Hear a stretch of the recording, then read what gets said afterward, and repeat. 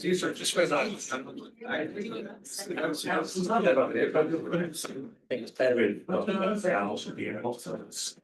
I go as. The county rules that I was going up. And the county does one thing before and forward.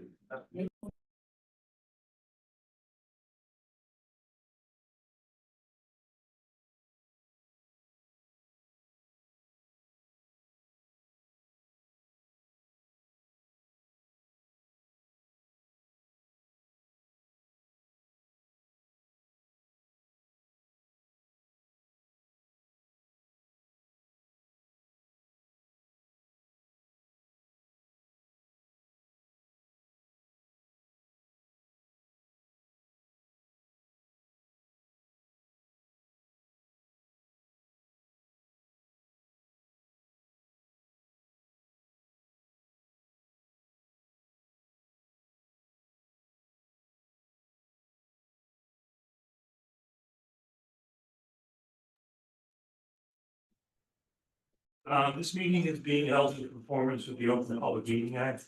Out of it, notice that this meeting has been posted on the Township website, sets a newspaper record. The agenda has also been posted on the Township website and bulletin board at the municipal building at least 48 hours prior to the meeting. The agenda items will not necessarily be heard in the order listed, and the meeting will not continue substantially past 10:30. Gina, can you move the roll call, please? Mr. Johnson, Here. Mr. Hall, Here. Ms. Roundtree. Here. Ms. Pogue. Mr. Popolo, Here. Ms. Kingsley. Here. Mr. Maderos. Here. Mr. Kraut. Mr. Monaco. Mr. Sternheim. Here. Mr. Leo. Here. Mr. Robertson. Here.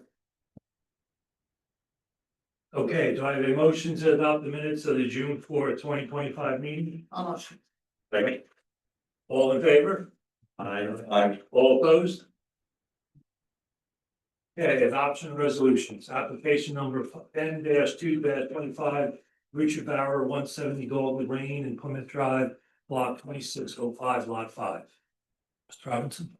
Yes, Mr. Chairman, this is a resolution that memorializes the action taken by the board at the May 21st meeting. That was a minor subdivision of the property located block 2605, lot 5, subdivided into two new lots. It will be lot 5 and lot 5.01. There were some minor variances with related to lot area, lot frontage, and front yard setback on the new lot 5. That's the corner lot.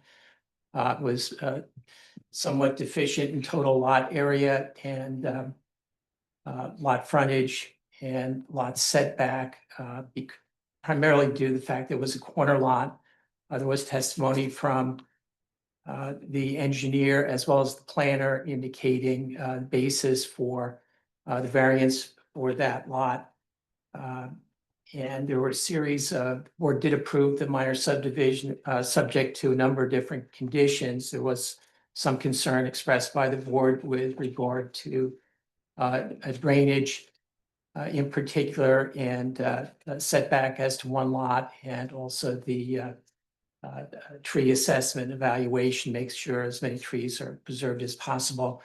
The conditions that were added to the approval are listed on page 6 of the resolution, and they mirror the list of conditions that were mentioned by the board and approved by the board at the meeting. And I know the board wanted me to go through those conditions, but they do reflect what was approved that night. Anybody have any questions, comments? Do I have a motion to approve the resolution? So moved. Second.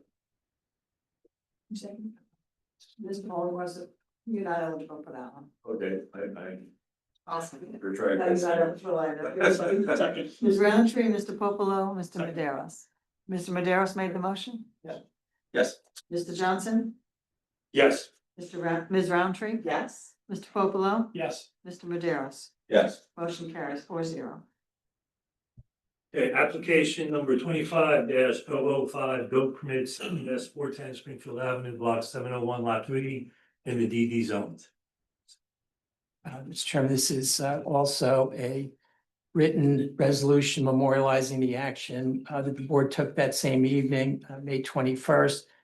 This was a minor site plan application. Really, it was simply a request by CVS to replace the existing wall signs and monument sign panels with new signs, slightly less sign lettering, had to do with the corporate rebranding. They had a new logo. It's a heart-shaped logo that they wanted to add to the signage. And so it's really just a replacement of the existing signage. They also had requested in their application one new window sign, which was the heart logo that had not previously been approved by the board as part of an earlier site plan approval. The board expressed a lack of interest in that sign, and the applicant withdrew the request for that additional sign that evening.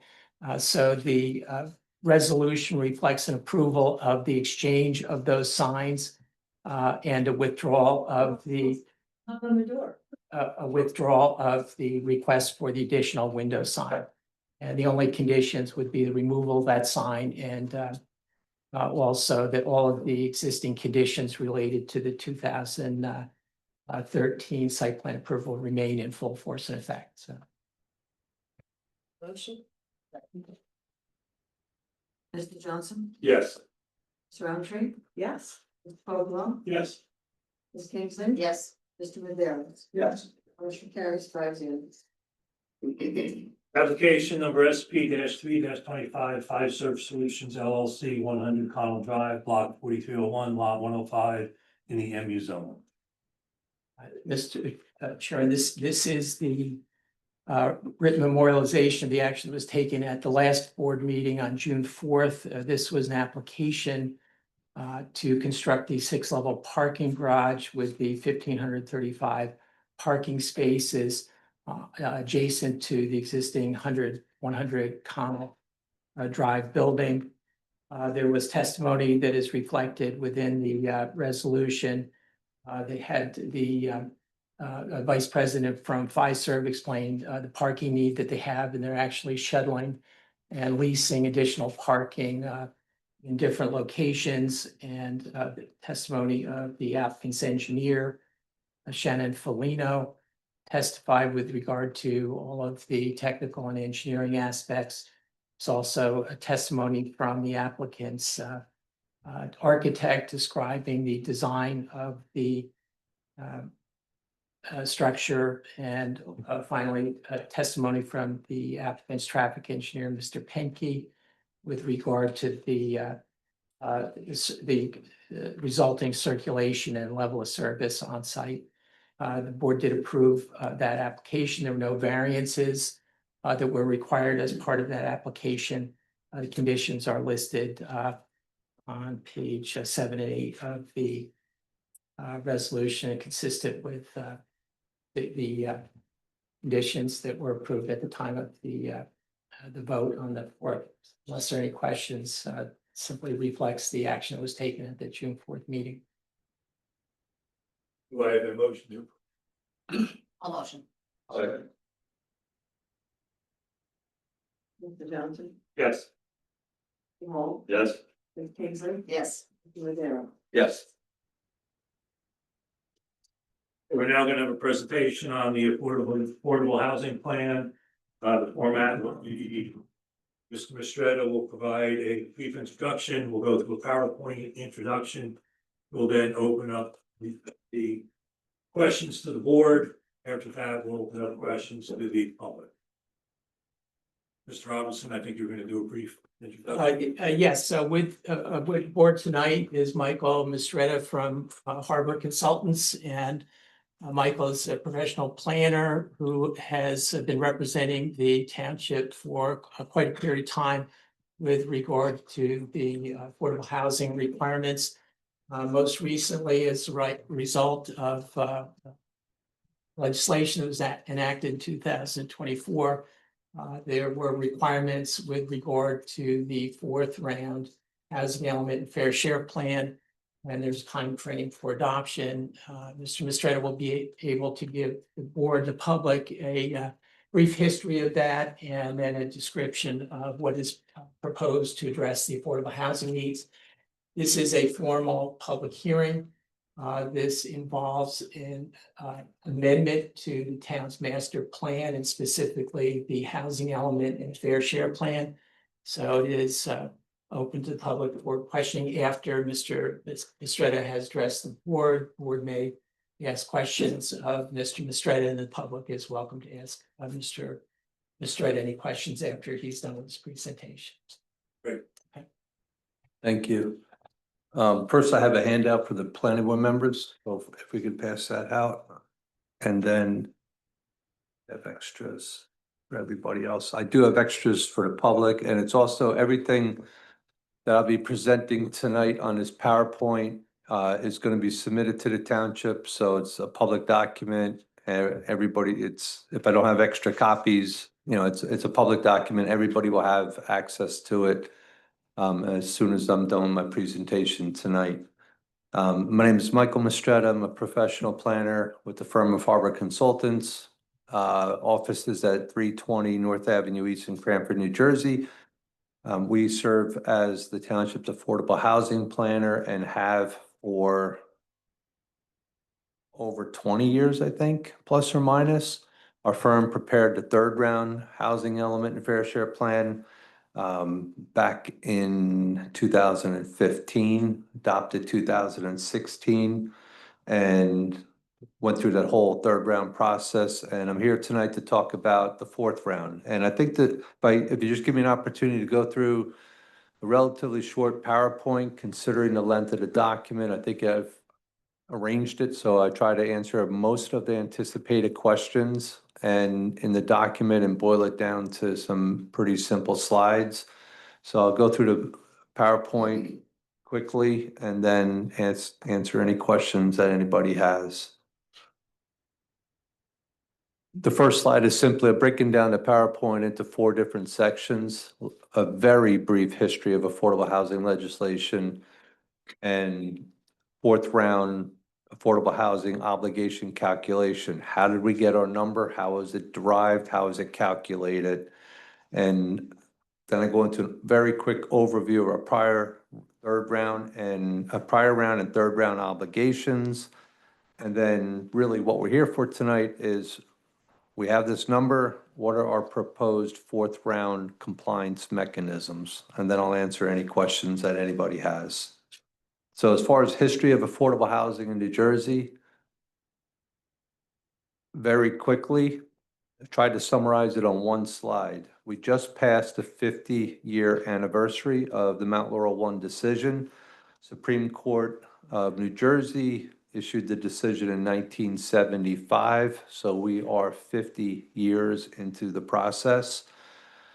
1985, the state legislature adopted legislation enacting the Fair Housing Act. Out of the Fair Housing Act derived the Council on Affordable Housing, otherwise known as COA. COA generally was the state agency that managed the affordable housing mechanisms for a very long period of time. They established rules, regulations, and the prior round was 1987 through 1999. The third round was 1999 through June 30th, 2025, which is Monday. Monday concludes the third round. And the reason why these are generally 10-year obligations that a municipality must address. Why is the third round longer than 10 years? Because that's when COA started not operating the way it should. And it got caught up into different issues, back and forth with rulemaking and different lawsuits. And essentially COA stopped working. And the Supreme Court came in 2015 and said, all right, this isn't working. We're going to take it out of COA's hands and we're going to assign it to the superior courts. And we went through the third round through the Union County Superior Court, and we handled it through what then was called a fairness hearing and a compliance hearing, which the township went through and received all of their approvals. And within that third round, there was those years that were quote unquote lost or entangled in that mess, became what is known as the gap years. So that's why then it went from 1999 through 2025, more than 10 years. Last year, March 2024, Governor Murphy signed an amendment to the Fair Housing Act establishing new rules, amended rules for the fourth round, which officially start July 1st, next Tuesday, 2025, through June 30th, 2035. That's known as our fourth round. As far as the affordable housing history in Berkeley Heights Township, I'm not going to go through every line on this slide, but I just thought it was very important to establish that Berkeley Heights has a long history of compliance and satisfying its affordable housing obligations dating back to 1989 through 1995 through 2009, all the way up through its last approval received from the court on June 21st, 2018. So the Township of Berkeley Heights has always been proactive. It has always been in compliance, and we have a really strong track record of addressing our constitutional obligation on affordable housing, putting plans in place, and moving those projects forward, avoiding a lot of litigation and instead addressing the obligation that we have in front of us. As we go into the fourth round, next one, things change a little bit. As I mentioned, on the amended Fair Housing Act, the rules change a little bit and the law changes a little bit. And I just want to highlight very briefly the mechanisms and the factors. Most municipalities want to know, how did we get our number? How is it calculated? Under the amended Fair Housing Act, there's 3 factors that are averaged to calculate a municipality's fourth round allocation factor. First, we are located in Region 2. So all of the numbers I'm talking about, the factors, the variables that DCA calculated, and all of this has been calculated by the Department of Community Affairs, DCA. When they calculate these numbers, everything is done on a regional basis. So Berkeley Heights is in Region 2. We're together with Essex County, Morris County, Union County, and Warren County. None of the factors, none of the variables are based on just our township or just on Union County. So you got to think a little bit differently in the affordable housing world. It's all broken down by region. So we're one municipality in those 4 counties collectively equals Region 2. The report, and I'm not going to go painstakingly through the variables and the multipliers and how all the data is calculated. However, I think it's well written in the report for anybody who's interested to really take a deep dive into the variables and how these numbers are derived. But the highlights are this: there's 3 main variables: equalized non-residential valuation factor. What does that mean? The value of our non-residential properties in our municipality in comparison to the other municipalities in our region, with an emphasis on the properties that are in the lower valued municipalities or lower assessed value of those municipalities. Second is the income capacity factor. The wealth of our municipality plays a major factor, and it's one of the 3 variables. And it measures our median household income and how that differs from an income of the lowest medium household income in our region. Again, it's region-wide. So the wealth of our municipality versus the wealth of the other municipalities in our region plays a major factor. And then finally, the land capacity factor. How much developable land is remaining first in our region and then also in our municipality. So those are the 3 factors in the fourth round, how the numbers are calculated. This gets a little bit, the next slide, fourth round of obligations. This is getting a lot more granular into the DCA report. When you run those multipliers region-wide, the Housing Region 2 Regional Prospective Need, what does that mean? When you run all those numbers in those variables throughout that region, okay, of those 4 counties, the prospective need, which is generally known as the new construction, how many new affordable housing units are needed based on this data in Region 2?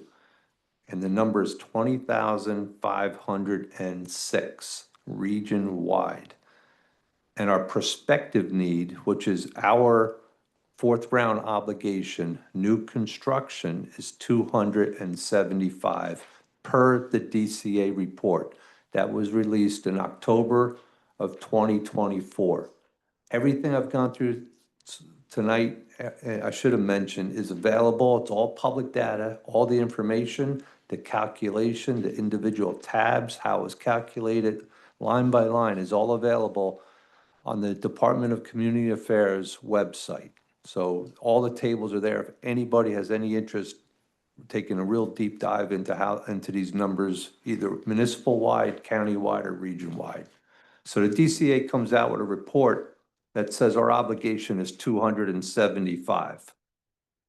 I ask one question. Sure. Factor 1 of 3. The first factor, the relevance, logically, the relevance of the commercial property value or change thereof within a region. Why is that an input, and what's the relevance of that? It's one way of measuring. What they're trying to do is measure, they're trying to carve out the residential from the municipalities first. And you're only looking at your non-residential commercial properties. And then the value of those, how they have appreciated and risen or declined over a period of time. And basically, as your property levels rise, that's what they're getting at. So as you build out more commercial space and the value of that commercial space increases, so does your corresponding obligation. So essentially, the more you build state-of-the-art, more commercial warehouse, industrial buildings, you're creating a regional need for people to live and work in that general area. So as that one variable rises, so does your obligation. And likewise, income. As your income rises, that's, it's a little bit different, but that also increases your obligation. But the idea is you build more commercial, you're going to get more housing. Long and short of it. Actual job growth anymore in this calculation? It's just the. It's based on those valuations. That's it. Those 3 factors. Got it. Okay? And there's a report, and I'm glossing over this at a very high level. The details are, I think, really spelled out well in the report. And then if that's not enough, this is all available on the DCA website. There's a report in there that goes into really granular detail of all the percentages. So the next slide, what we did here was the DCA comes out with this report October 2024, and says, okay, Berkeley Heights, we've run all these variables. These are the factors, and your number is 275. Immediately, the mayor and the council reached out to us and says, okay, take a look at this report and please provide your written opinion and provide an evaluation, because the DCA report was only a guide. It wasn't mandatory. It was a recommendation. It was a guide. It was an estimate. And then each municipality had an option of first, accepting that number and just adopting a resolution, and you accept that number and you move on. Or you could challenge it. And if you decided to challenge it, you had to prepare a planning report analyzing that report, detailed why you don't believe that number was calculated correctly, and provide the data that supported that. If you remember back in January, I appeared at a township council meeting because the township council and the mayor asked us to do this report. We did it, we prepared it. It was very detailed, line by line, property by property throughout the entire township. I don't want to regurgitate all that tonight, but it's a public document. It's on our website. It's dated January something, at the end of January 2025, and has all the information that anybody from the public wants to, if you want to take a look at it. Long and short, we did the same analysis that the DCA did, very, very detailed. Our report concludes that the number should have been 208, and we explain why in that report. Then what happened next is if you did, any municipality had an option of challenging their number, and if you did so, the township council had to adopt a resolution no later than January 30th, 2025, adopting what they said, what they believed their number was, and attaching our planning report to it, and that went to essentially the court and this new mechanism called the program. I don't make up the titles or the rules or anything like that, but under the fourth round, remember, COA is no longer there. COA's gone, it replaced by one of the new mechanisms is called the program. The program is a series of 7 retired Mount Laurel judges who specialize in Mount Laurel. Like I talked about before, there's a 50-year history of Mount Laurel in New Jersey. And your region, you're assigned one of the Mount Laurel judges. That our report went to this program and went to that Mount Laurel judge. That Mount Laurel judge also has with him or her a planner who's called a special adjudicator. That special adjudicator is an arm of the court, licensed professional like myself, but that person is evaluating our work from a planning perspective. So our report, Township Council adopts this resolution. It was 2025-72 on January 21st, and it went down to the program. That started a settlement process. Immediately, the New Jersey Builders Association filed a lawsuit and objection on February 27th saying, nah, we don't agree with this report. We agree with the original DCA report, and the number should be 275. Then Fair Share Housing Center files another objection against the township and says, we don't agree with this report of 208. The number should be 264. What happens in this new process is you're placed in a settlement conference. So you have a representative of the Fair Share Housing Center, you had a representative of the New Jersey Builders Association, you have this retired judge from the program, one of the Mount Laurel judges, and a special adjudicator and representatives of the township. We're all placed into a settlement conference where you make your arguments back and forth. Long and short of it is, after all of the arguments, all the evidence, the judge decided that our number was 240. So we moved the needle a little bit. I still believe 208 is a solid number. However, the township, the judge, all the other parties that intervened, all agreed and settled on 240. A court order was issued fixing our fourth round number of 240 as our prospective need, and that was issued on April 14, 2025. Next slide, please. Thank you. This slide is a timeline summarizing just what I went through. So you have the data in front of you, one by one. You could see the series of steps. I'm not going to go through every step because I've essentially tried to summarize those so far. But essentially, this whole process kicked off on the report came out, and the number and issued what the number was, and then it started a series of events that led through the adoption of our number of 240. The first number is wrong. I apologize. It's not 208. It's 275. So we issued this court order April 14th, 2025. We all agreed that the number is 240. And then we immediately start working very hard on preparing the document, the Housing Element Fair Share Plan. Under this amended Fair Housing Act, we had that every municipality in New Jersey has to first agree on a number, then you have to prepare a housing plan, and you have to have it all done and adopted no later than June 30th, 2025.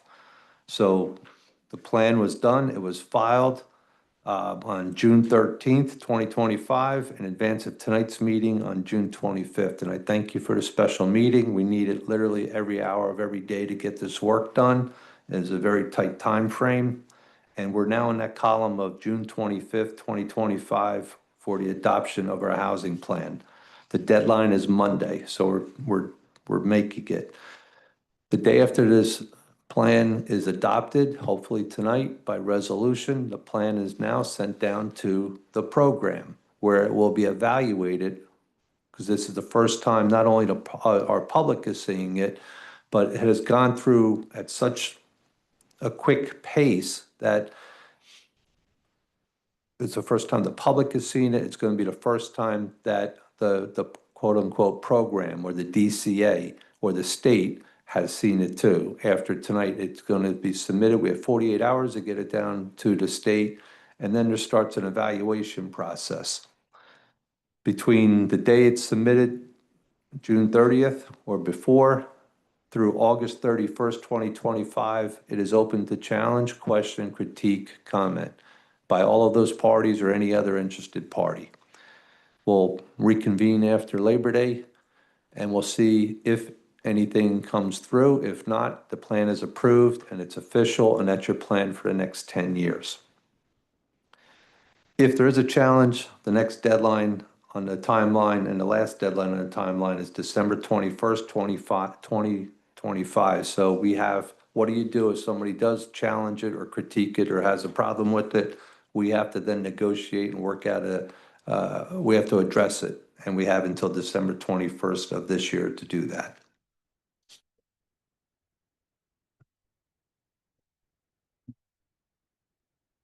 Very quick overview of the prior and third round obligations. We have it boiled down on one slide.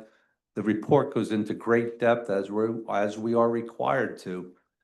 The report goes into a lot of detail on the crediting of the prior rounds. I've put it on one slide. Our prior round obligation was 183 units. We satisfied that obligation. Our third round obligation was 389 units. We have satisfied the 359 RDP portion of it, plus a 22 unit surplus that went to our 30 unit unmet need, which results in an 8 unit unmet need carryover into the fourth round. As you can see, the township has a long history of satisfying their obligations and addressing their affordable housing obligation. Next page is just a very quick summary, because now we're going to get into the fourth round compliance, which is really why we're here tonight. How are we addressing this number of 240? Two sites. One is two sites primarily. The first site is the Connell property. The second site is the Nokia campus. And I'm going to take it one at a time. Next slide. First one is the Connell site. 500 Connell Drive. We're all familiar with it. The plan calls for 480 total, and these are family units with a 20% set aside, and we would collect 96 affordable housing units on that property in the fourth round. That's scenario one. Give me 1 minute on the next slide and I'll go back to it, but there is a scenario two, because we have an option in the plan that we're proposing a 24 unit 100% affordable housing project. I'll get to that in a minute. But if that does not move forward within a 2-year period from the date of the adoption of the plan, which would be tonight, there's a default mechanism that all of those units then revert back to the Connell property, and the obligation on the Connell property increases from 480 total units to 600 total units. In either scenario, one or two, there's a 20% set aside. So we're either going to pick up 96 affordable housing credits or 120 affordable housing credits on the Connell property in the fourth round. Within the plan, there's this option that we have as a municipality.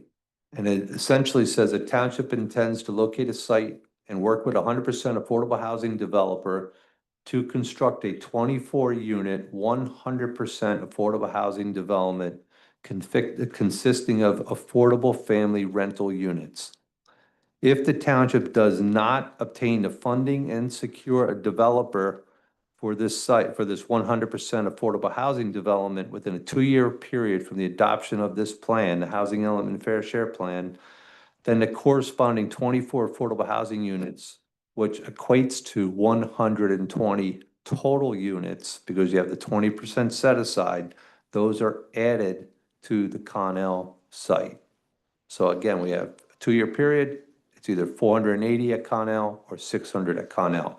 I just want to underscore, tonight, this is an option that the township wanted in their plan to explore and to work with 100% affordable housing developers. It's a very challenging option. We all recognize that. There's limited funding. We do not have a designated site in the plan yet. So that's number 2. Funding, site, and a developer. So we'd have to go through a process of working on with a 100% affordable housing developer who specializes in constructing nothing but 100% affordable housing development in New Jersey. The 24 unit is available for funding through the state. There's a long list of programs that are funded through HMFA and other vehicles, home loan programs. There's a number of those where funding is available to build these type of projects. However, think about this. Out of all of the municipalities in New Jersey, by Monday night, you're going to have 560 plus plans submitted down to the DCA, and they're all asking for what? To build 100% affordable housing projects. And if you can imagine that number, first of all, it's an incredibly competitive process to begin with. In a normal time, 5 years ago, when things were a little bit calmer, but in the middle of the third round, it was extremely competitive to obtain this funding through these programs. Now imagine that every municipality in New Jersey is doing it at the exact same time, earmarking and submitting plans over the last few weeks with the deadline on Monday, essentially asking for the same thing. Not every plan, but a lot of the plans have one, some of them have multiple 100% affordable housing projects, all going for the same pot of money through the same programs. So why do we have it in the plan as an option? Exactly for those reasons, because we recognize as a municipality, this is a really valid, great idea if we can lower the overall unit count and put up a 100% affordable housing project. But we're not making any promises. It's a very competitive. We're going to give it our best shot. We have to find a piece of property. We have to secure a developer and put the pro forma in place. We do have some affordable housing trust fund dollars that we could put towards it. I could promise you, I'm working on a number of 100% affordable housing projects throughout New Jersey right now. You just can't believe how expensive it is to build these projects. And it's the funding is so hard. Construction prices. Now you're a developer. Now we're in the development business, and we have to build this thing. And the developer, 99% of the times, has a gap in funding, no matter which developer you team up with. Interest rates, inflation, supply chain. I can go down all of the list of different issues that come into play when you roll out the first pro forma, and I'm making up these numbers on the fly, but say it's $10 million to build this project. By the time you stick a shovel into the ground, inevitably it's 14. And who picks up the tab? Where does that gap funding come from? And think about it. Every municipality, no, I shouldn't say every municipality, a lot of hundreds, I could say confidently, are trying to get the same amount of funding. So, and there are scorecards available on these sites that show you whether or not your project will be competitive or not, whether your town will make the cut or even be considered. I'm not going to go through all the scorecards, but it goes into where you're located in the state, proximity to transportation, and there's a whole host of other variables.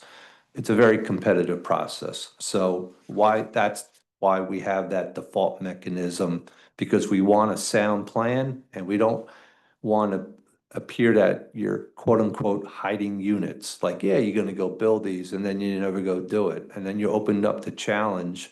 All right, if this fails or doesn't move forward, we have a default mechanism already put into the plan, which in my opinion makes the plan that much stronger. Mike, are any of those attributes or the suitability guidance, is that reflected in your report, or would we look to the DCA? I think it's probably not as detailed as I just went through, but it's built into the report and it's tied to all of the funding mechanisms. I don't know if I went on that long of a narrative on it. And to look into that, they should go to the DCA site to. No, we have access through my office. We have access to all of the information. You could go to the DCA website, you go to HMFA websites, all of the programs that are available.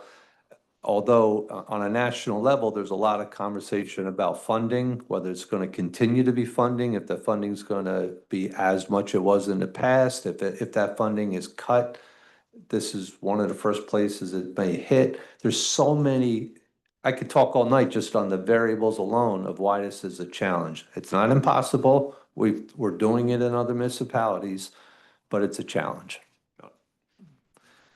So, and I just want to emphasize one thing before I go to the next slide is a very important change in the new fourth round legislation under the amended Fair Housing Act is a requirement, and this is the hardest one, in my opinion, for all municipalities to satisfy, and we do satisfy it. And that is that 50% of your obligation shall be satisfied with family units. Okay, so the numbers work out. Our number's 240. We all agreed to that. That's set in stone. 240, half of that's 120. If you go do the math, in the Connell site, we satisfy that 50% requirement, which in my world, that's a really, really big deal. The new legislation really emphasizes and pushes really hard on family rental units. 50% of your fourth round obligation has to be satisfied with family rental units. It could be family, I'm sorry, the family or for sale, family unit, I should say family units. You're not going to satisfy the affordable housing component through a for sale component in most cases, but that's a major portion of a major component of the fourth round legislation. Really pushes hard. 50% of your obligation has to be addressed with family units. That's new. And that's hard. And we satisfy that through the Connell site. So it's a big deal for us. The other one is family is a non-age restricted unit, and it's designated for families. It's non-age restricted. Okay. What constitutes a family unit? There's actually a definition. I don't have it memorized in the law, but it's defined in the law what a family is. I don't want to misquote, but it's in the regulation. But it's for starters, it's non-age restricted. So you can't put in seniors or assisted living or age restricted units in that requirement. It's essentially designed and encouraged for families and families with children.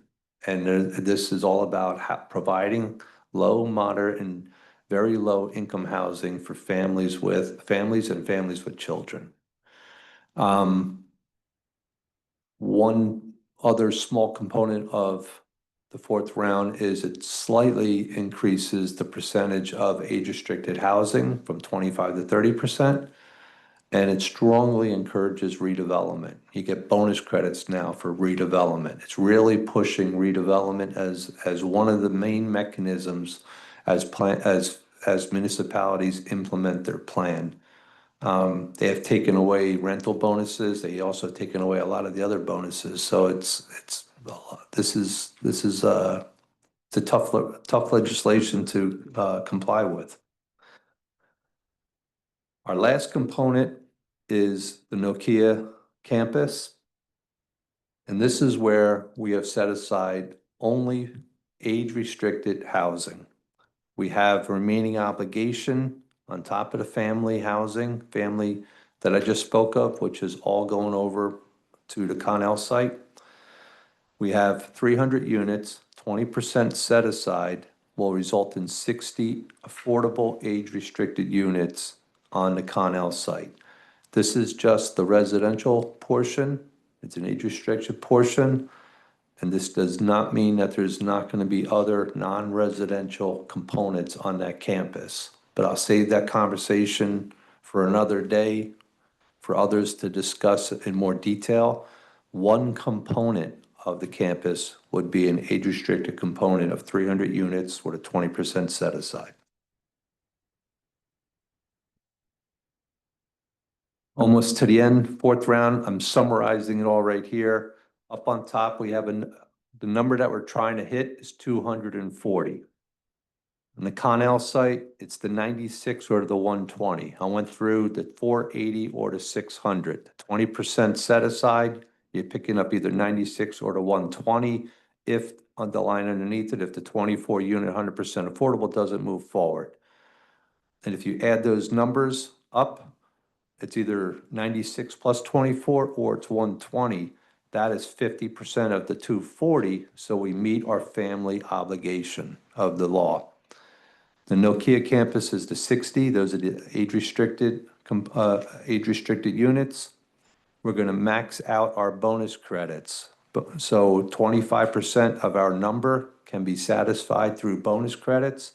That's the 60 units. So we're not building 60 more units. We're achieving maxing out our bonus credits. So if you add the numbers, the 120 plus the 60 plus the 60, or the 96 plus 24, 60 and 60, we satisfy our full fourth round obligation of 240. And this is very important in my world, without the use of a vacant land adjustment. So full compliance with the fourth round law through those mechanisms. The last two items are any gap can be addressed through the extension of expiring controls. What does that mean? I talked about the long history of compliance in Berkeley Heights in the prior round and the third round. We have units in those rounds, earlier rounds, that had deed restrictions that were still counting, that during the fourth round, those deed restrictions are going to expire. The controls come due. And in the deeds of those controls, there are opportunities, not in all of the units, but there may be some opportunities that we're aware of. And I know this is a strong recommendation of the mayor and council, is to go through those and to see how many of those units can we extend. It's called extension of controls. Everyone that we extend would be one less unit that we have to construct in our town. It's not the easiest thing to pull off. There's it's like I talk about the challenge of 100% affordable housing development. There's a lot of challenges with extensions of controls. The new law makes it very difficult to do it. It's not impossible, but we will turn over every stone and we'll extend everyone that we can. We may have to dip into and use, and that's what it's there for, affordable housing trust fund monies, because it doesn't come cheap sometimes to extend those controls. But we're going to look at those unit by unit. And then the final one is the mandatory set aside ordinance. In the third round, it was 15% rental, 20% for sale. We modified that ordinance, the mandatory set aside ordinance, to be 20%, whether it's rental or for sale. It doesn't matter. Every project that walks in the door in our town moving forward after the adoption of this plan and the adoption of this modified ordinance will require a 20% set aside.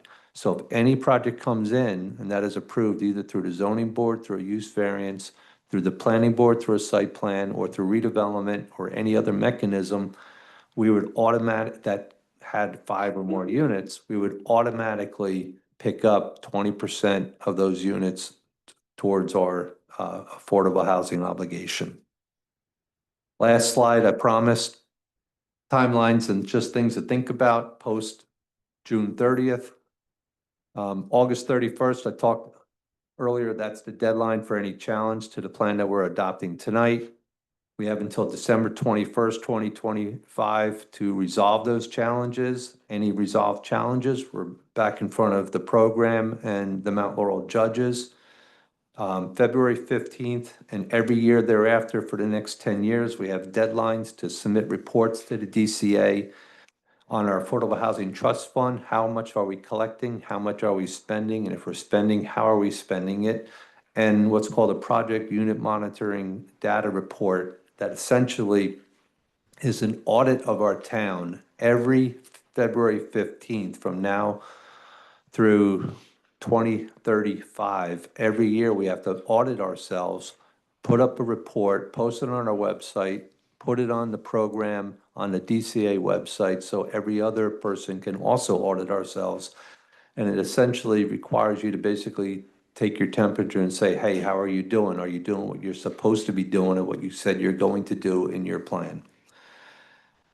Finally, on March 15th of 2026, should the planning board adopt the plan tonight and endorsed by council, that's the deadline where we need to adopt all of these ordinances and put the zoning in place, whether it's by an ordinance or through a redevelopment mechanism, a redevelopment study, or redevelopment plan. The law requires that every municipality include attached to the appendix of the report a draft of the ordinance or a draft of a redevelopment plan or a draft of all these mechanisms. Again, they're only draft.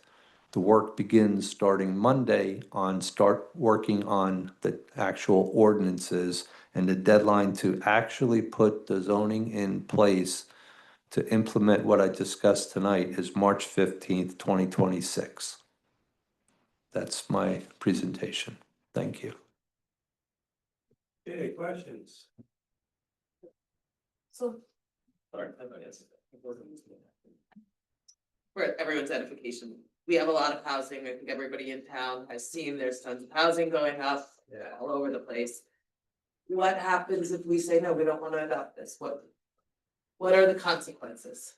First thing is the township, like I said, we have a 30+ year history of compliance and doing the right thing and putting really good plans in place. Not only that, but implementing the plans.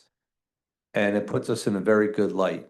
If we choose, or any municipality chooses to say no, the first thing is on July 1st, you lose your immunity. That's number one. We are open to builders' remedies, challenges, and lawsuits. And it'll be, I don't want to go too far, but we would be exposed to builders' challenges and builders' lawsuits who would file with the program or with the Superior Court or both and say, essentially, Your Honor, they have this obligation of 240 that the Township Council has already agreed to by resolution in January of this year, saying they're going to comply and they're going to put a plan together that addresses that obligation. They failed to meet the June 30th deadline. We have a piece of property, we're gonna sue them, and we're gonna put this density where we want it to address it, and they get to decide our plan. Rather, it's basically, we're trying to control the process tonight, put together a really a solid plan of where the units should go and the density should go in our township. If we don't adopt it, the builders will decide where that density goes. And they'll also decide on what it looks like, the height of it, the design standards, the bulk standards, the zoning standards, every mechanism that you can think of. That's why we have draft ordinances in the appendix of our plan. Because not only are we saying it's gonna go in this location and this location, but we're saying this is how we want it to look, which is also really important. As we all know, as we went through the third round, one of the major items was not only a compliance, but how do you comply? And the look, the architecture, the design, the amenities, the open space, the parking, I can go all night long about all the different design standards. You would immediately lose control of that process. And others will decide it for you. Okay, so we all know that nobody is potentially in play.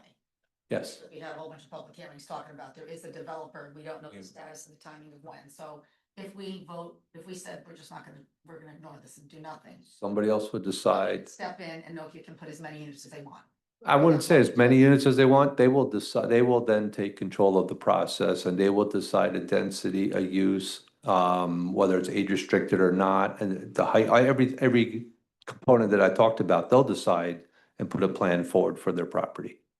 We've seen history of this happening, right? I, Some towns have said no. unfortunately, I've represented a couple of those and How'd it go? I've earned every one of those, Greg. I used to have. I'm not, in all kidding aside, not to be named, but they spent millions of dollars, went through trials, went to a 2-month trial. I was part of it.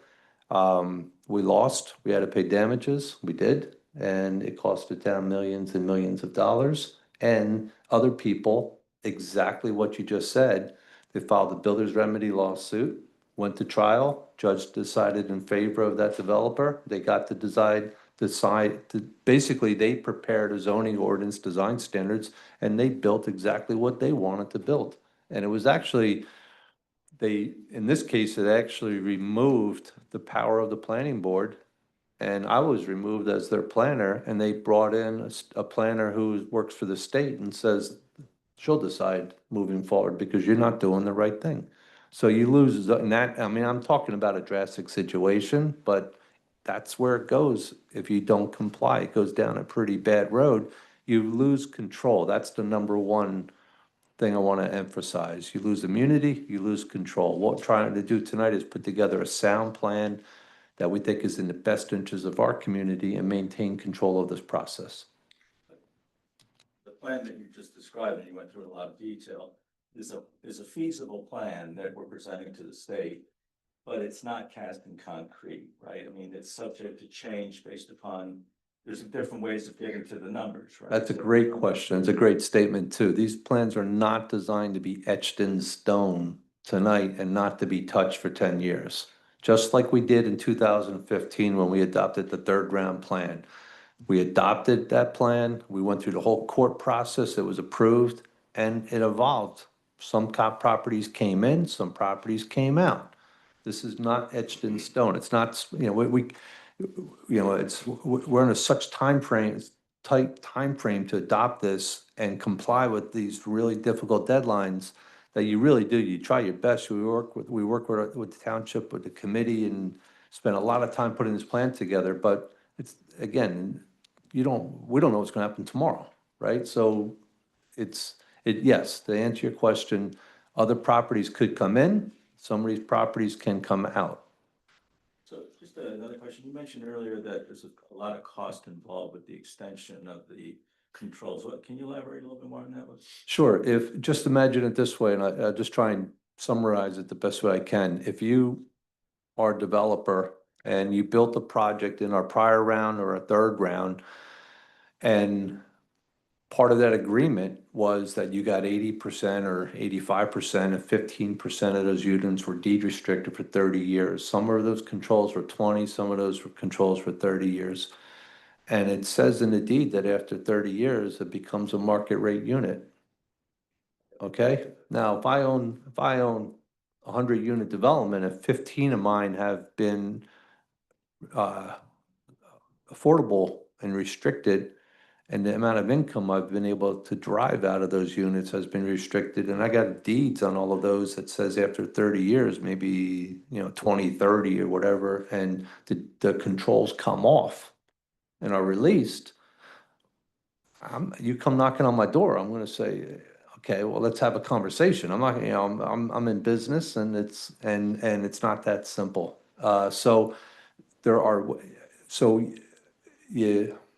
Essentially, it's going to be a negotiation is one. It's going to cost money is two. And number three, in some cases, we're finding that those affordable units were not maintained to the same level as a market rate unit. And every one of those units has to be inspected by all of our construction people, electric, plumbing, code, fire, so on and so forth, handicap, et cetera. And it has to be brought up to speed, up to our current codes. So just imagine if you have a 30-year-old unit that has been restricted for that period of time, and if it wasn't maintained really well, it's sometimes the renovation and the cost of just bringing it up to code is prohibitively expensive. And then working out an agreement to extend the controls, again, it gets expensive quickly. Whose cost is that to do the renovation? Is that? Township, 100% township, Even though the developer owns it, they push it back to the township. yeah. But at the other. You can now, that's why we have an affordable housing trust fund. So we have monies available. I don't want to minimize it, but again, I answered the question too quickly. I want to strike my answer that it's all township. It's not. If there are code violations and stuff, I'd have to know what the improvement would be. If it's something that's a code violation today, they have to replace that no matter what, and bring it up to speed no matter what. All properties that we're talking about coming available for extension in a situation where they've been in a pilot from a tax perspective? I don't know if I have that answer for you tonight. And I just want to emphasize also that some of these deeds were written 30 years ago. The language of every deed is written differently. And that's why it's a challenge. You have to literally read the fine language of every paragraph of every deed to see what it says in there. And that also is one of the variables you have to take into consideration. Another question. Sure, please. I was surprised in the list of the credits that we used for, I guess it's the round 3, we included group homes, and there's 3 group homes that are included, but I was under the impression there's one on timber that's not included on there. If we missed a group home, then we'll absolutely pick it up and Modify the plan. absolutely. I just need, even with the group homes, it has to be a current license, and we have to have certain paperwork for each credit that we're counting. So, but if there is one that's not in the plan, we absolutely will pick that up. Has there been any discussion with Connell about their ability to At a take on very, these units? at a very high level, yes. And have we had a discussion with them about taking on the whole 120 units? Yes, Okay, I'm just wondering because they're under construction right now with their district. yes, So yeah. can we? Again, there's an awful lot of work that has to be done. This is just earmarking units. I understand the drafting of an ordinance, a plan, a master plan, everything there's a lot of work that has to move forward. But the long and short of it is, could they absorb these units if option of the 100% affordable housing project fails? 100%, yes. Oh, and with that, so, and with the 100% affordable, how much money are we talking about for the township that it would cost the taxpayer to put this into the plan? Because we have to have land, for one. Number one, you need a clean piece of property. We have to be able to have a piece of property. The starting point is a piece of property that can comfortably fit 24 units. And we're responsible for essentially, and I'm skipping a lot of stuff, but I'm just trying to simplify it. Essentially give the developer the property for, I think it's 60 years now for 100% affordable housing project. It depends on which program you use. It could be 40, it could be 60, but essentially hand a 100% affordable housing developer a clean piece of property. When I say clean, if there's any remediation, demolition, cleanup, all on the town. Or if it's not on the town, the developer's gonna figure it out into his pro forma. So you're gonna pay for it one way or the other. Is there a component on top of that the township has to commit funds to build? Like, is there? I'm just trying to figure out what would be the cost to the taxpayer to, like, if we were to do this option? The short answer is it depends. It depends on the type of unit. It depends on the developer, the style, the nicer we want it, the more, a lot of my towns, they want the 100% affordable housing development, but they want it, and good, and I support this, but they want it to look as nice, if not nicer, than any other building in the town. And the developer is going, wait a second, you want that, and that's all driving up the cost. You can imagine the Do those units become rateables? Or are they no. non-taxable and or? No, there's a pilot, I forget the pilot terms, but the pilot terms are incredibly low. There's 6% or 5% or something, I forget what it is. It's a very, very low percentage, but it all, Is not redevelopment, they are just. Connell to date has all been straight rezoning through the third round. So if we were to put all 120 units on, Connell pays for it, and on top of it, we increase our rateables. To Correct, the township budget. correct. And my last question is gonna be, if by not putting it in Connell now and leaving it out there in this make-believe land where I don't know if we have land or don't, does it give the Nokia developer an opportunity to come in and say, I'll take those now? I think it'll give every developer, every opportunity, every landowner. I'm sorry. Well, no, I'm saying like, so like, cause we know Nokia's in play, we know there's a buyer, So if we haven't secured those units somewhere else and gotten a redeveloper agreement, and we have a hypothetical sitting out there, could the Nokia person go to the court and say, I'll build those units for you now. They're course. just playing games and just give it to me now, and we. Absolutely, that's why we have that, Increasing the density of Nokia that we really don't want. absolutely. I don't know if you guys are saying the same thing, so I just wanna ask Sure. your question a different way. Okay, If we adopt this plan Yeah. as it is, okay. and Nokia whoever owns Nokia says, well, we wanna take those 24 units, we'll build those 24 units. And the town doesn't want them. 120, but yeah. Well, the Well, it's 24 24 plus 2.5. Yeah, okay, yeah. So that's what I'm saying, Nokia owns, Right, 120 units, if they, could they raise their hand or file a paper somewhere and say, hey, they're playing a game, I can go through those 120.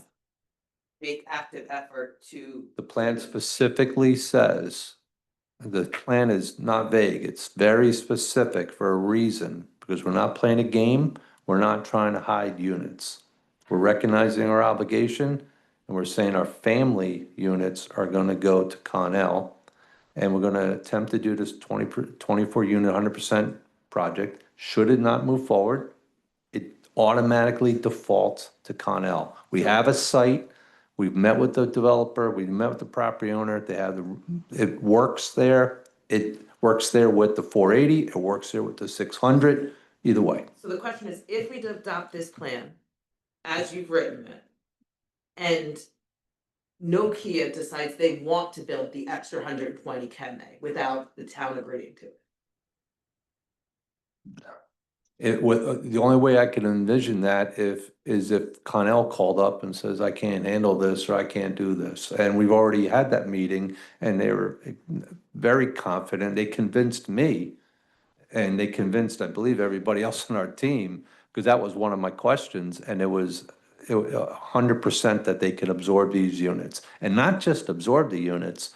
I will, again, I don't want to go too far down the road because that's for another day, but I think the public, everybody will see the vision for that property. And yes, it's a pretty impressive plan. Okay. No, go ahead, I have lots of questions. Does the report say there's a draft ordinance with approving Connell for the 120? Yes. So that should suffice now. Well, we have to adopt it. Just Right. keep in mind, these are draft ordinances. There's a lot of work that has to get done, and we have into that deadline of March, whatever it is, 2026. But we need, and the sooner, I would recommend, I recommend sooner rather than later. There's a deadline out there. The sooner you can get that ordinance adopted, the stronger your plan is.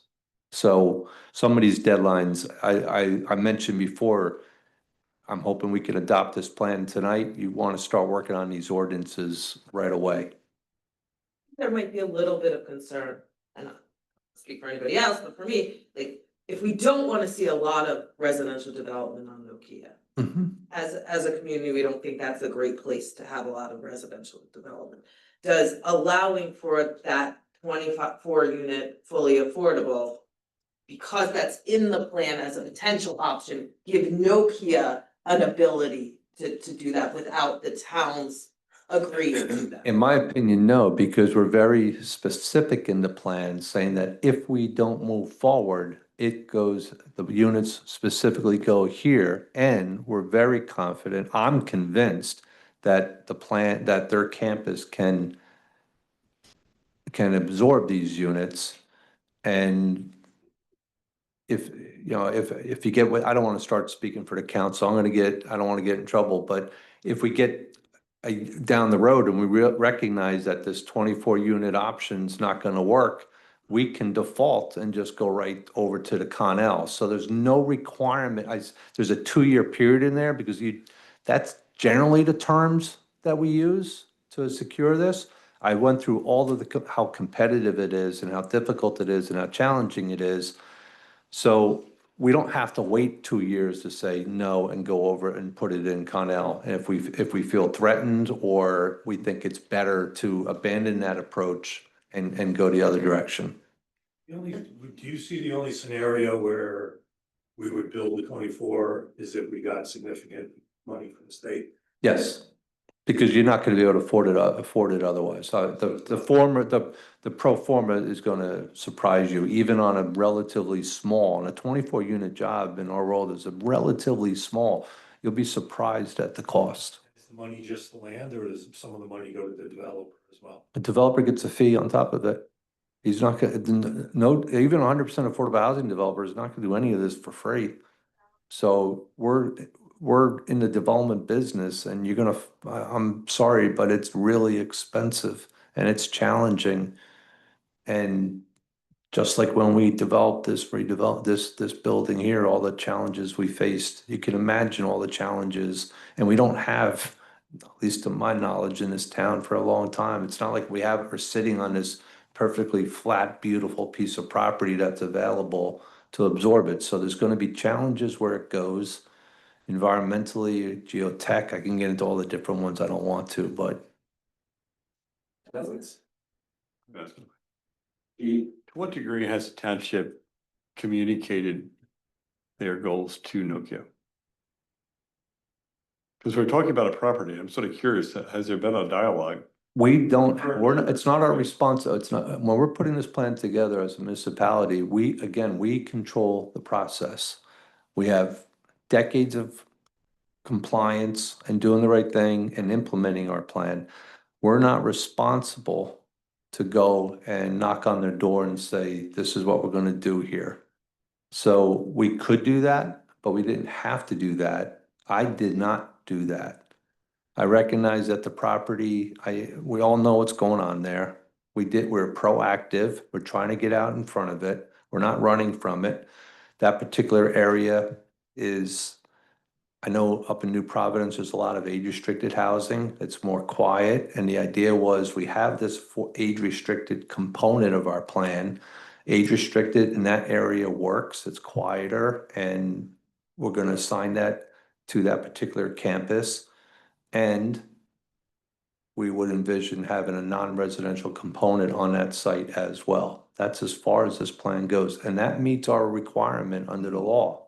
Well, remember, as a town, we have the obligation that's already been determined, the 240. Then tonight we have to adopt the plan of where you're going to satisfy your 240. And we're fully satisfying our plan without a vacant land adjustment, which makes it that much exponentially stronger, because we're not trying to even say or attempt to say that we don't have enough land to address our number. And if you remember, in the third round, we were approved as a vacant land town. Why are we not a vacant land town now, and we were a vacant land town 10 years ago? Well, the obvious reason is because this campus has become available. So we're not trying to play a game and say, there's no land, we don't have any land to put all these units. We're recognizing that we do. We have 2 campuses, we put them out there. in my opinion, if we try to play the game of having, well, and I wrote the vacant land adjustment in 2015 and the court approved it. But I didn't have that campus at that particular time available. And that's a game changer in my world. So just noted, it strikes me that, yeah, COA aside, so Nokia sells a property to a third party and they want to develop that property. That would inevitably, it would have to be a zoning request to change that, right, for any type of development. Or potentially. Yes, correct. And that would be a level of control, because they would have to present that argument to us, and we may or may not approve that. Yeah, I'm not gonna start making their case to us or the courts as how to proceed, but Through they're, the process here. Yeah. So there is we're being proactive. We have an obligation. We're fully satisfying our obligation. Yeah. We're satisfying the 50% family obligation, and we're doing it without a vacant land adjustment, which we were approved for in the third round.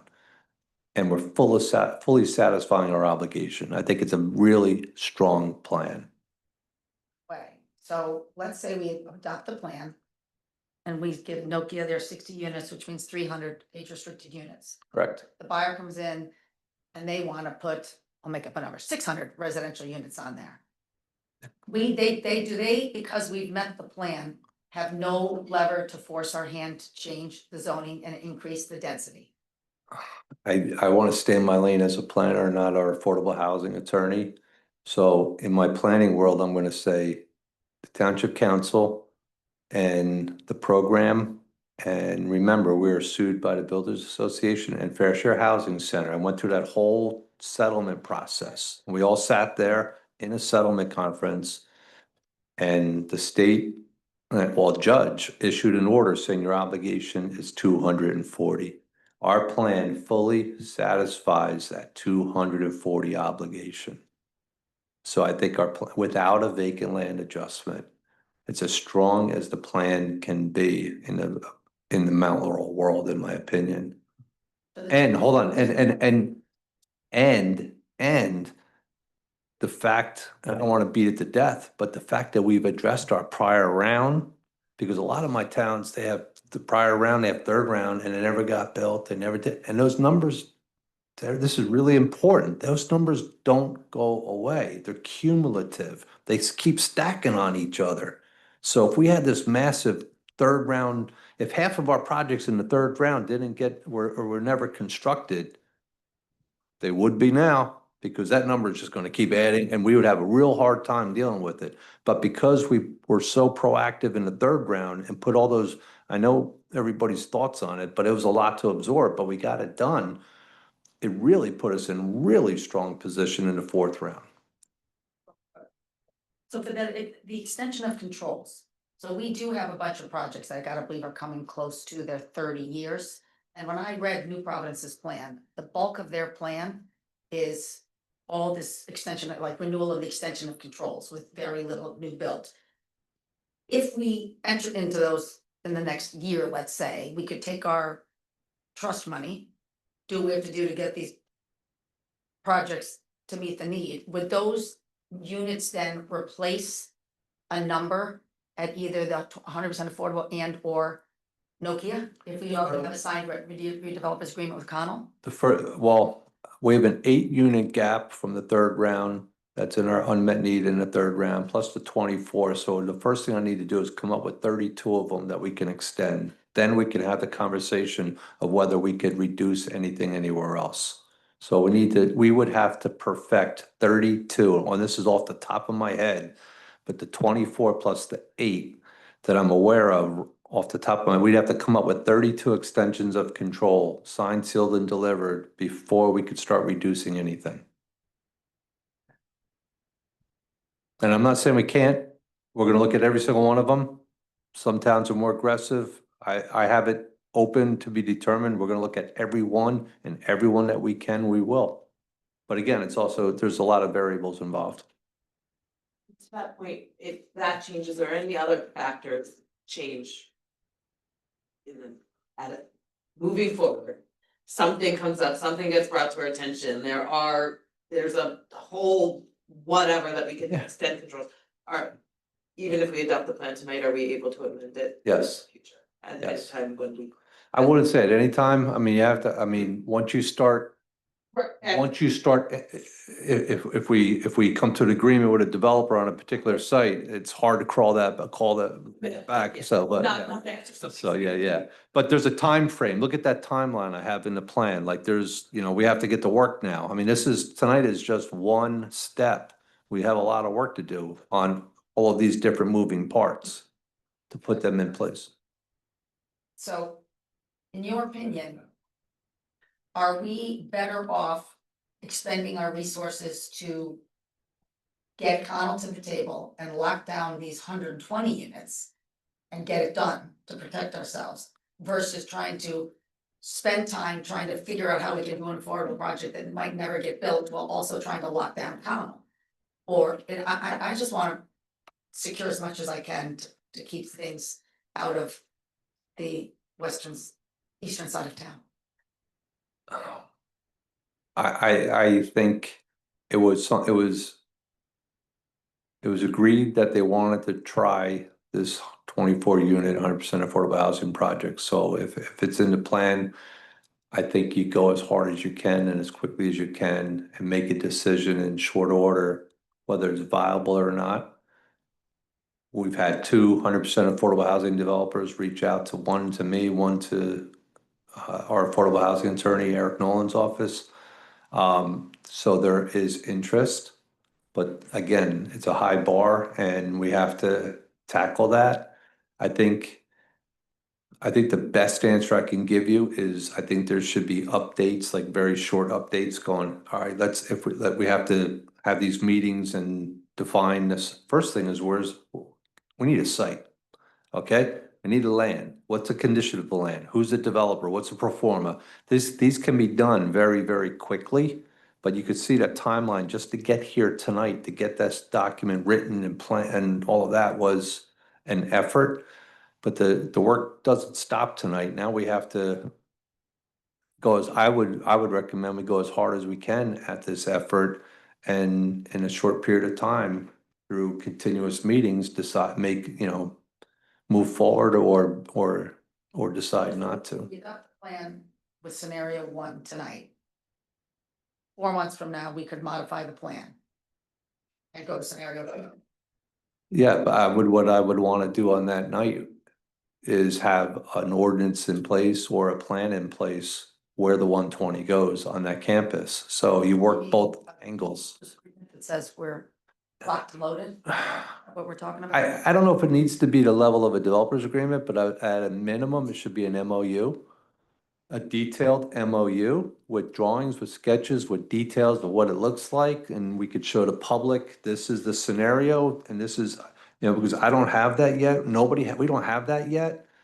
In the third round, we went so quickly, we had to, and I don't want to I'm getting a little out of my lane here, but getting a lot out of my lane, but something along the lines of an MOU or some type of agreement, because sometimes it takes a long time to put together a developer's agreement. They're very granular. That could take months to put together. It could be something more simple first that we're all confident on, and then work towards the developer's agreement. For the public, that's a memorandum of understanding, So people know you want to. It outlines the terms, and usually there's drawings and exhibits that are attached to it, so we know at a high level what we're getting ourselves into. Other questions? I have a question that may not be based on your presentation, but the Nukia site has frontage that belongs to New Providence. Can they come in and basically put their affordable housing there?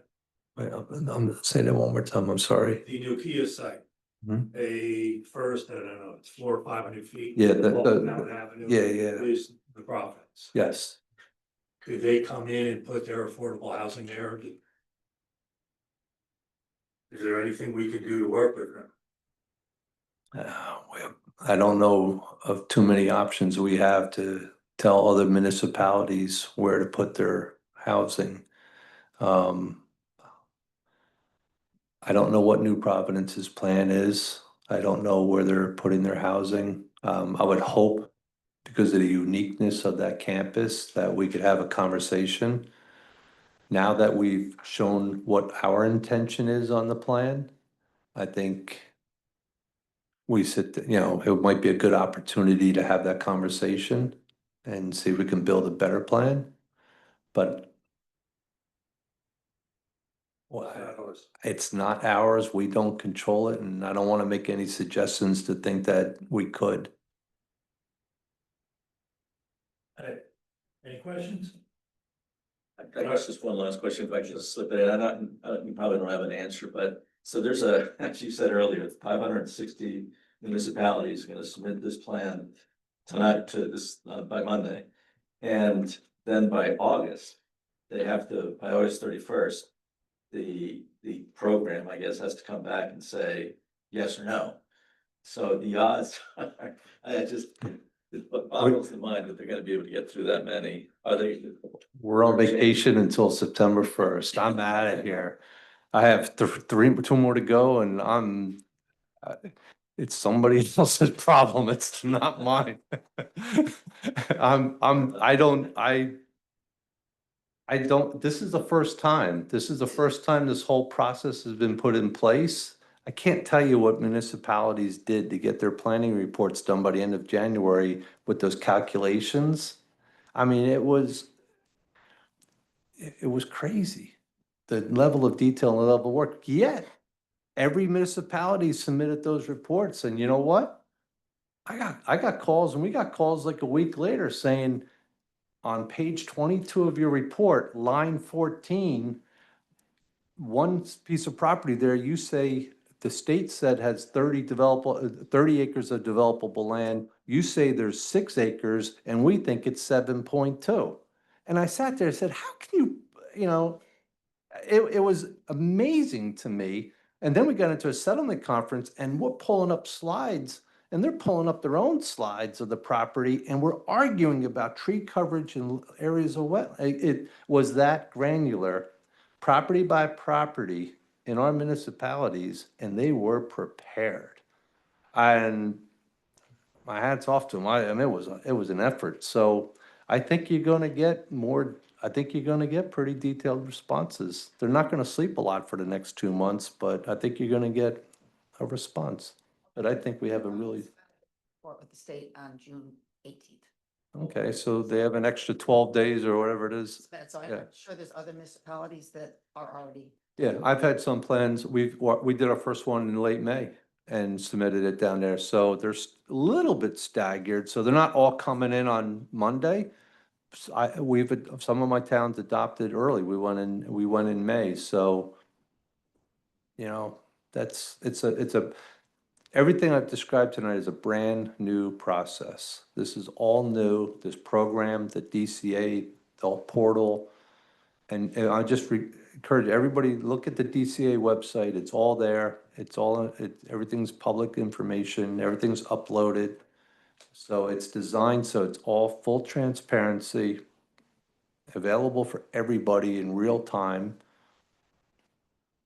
I mean, I can go through these plans pretty quick. I mean, if you do this if this is all you do for a living, I can go through these plans. I know right where to look. Yeah. You can go right, you can go right at it, so. I just want to, I'm looking at the New Prov plan to circle back to Craig's question. New Prov had 201 units in their round 4 unmet need. They are only addressing 25% of them. And they're doing all 25% through extensions of affordability and bonus credits. So 51 of the 201 they're talking about, and they're leaving basically 149 unmet. So you want to worry about what the hell they could throw up at Nokia? You're looking at 149 times. I can't comment on new provinces. Just saying, I'm just letting people realize what could. I haven't the read block any- that we're looking at to get to our property behind it is. Take the math of 149, blow it up to their 20%, and that's what you could be facing. Okay, we'll open up to the public for any questions. Phil, do they need to come to the microphone? Yes, Name and address? Name and address, yeah.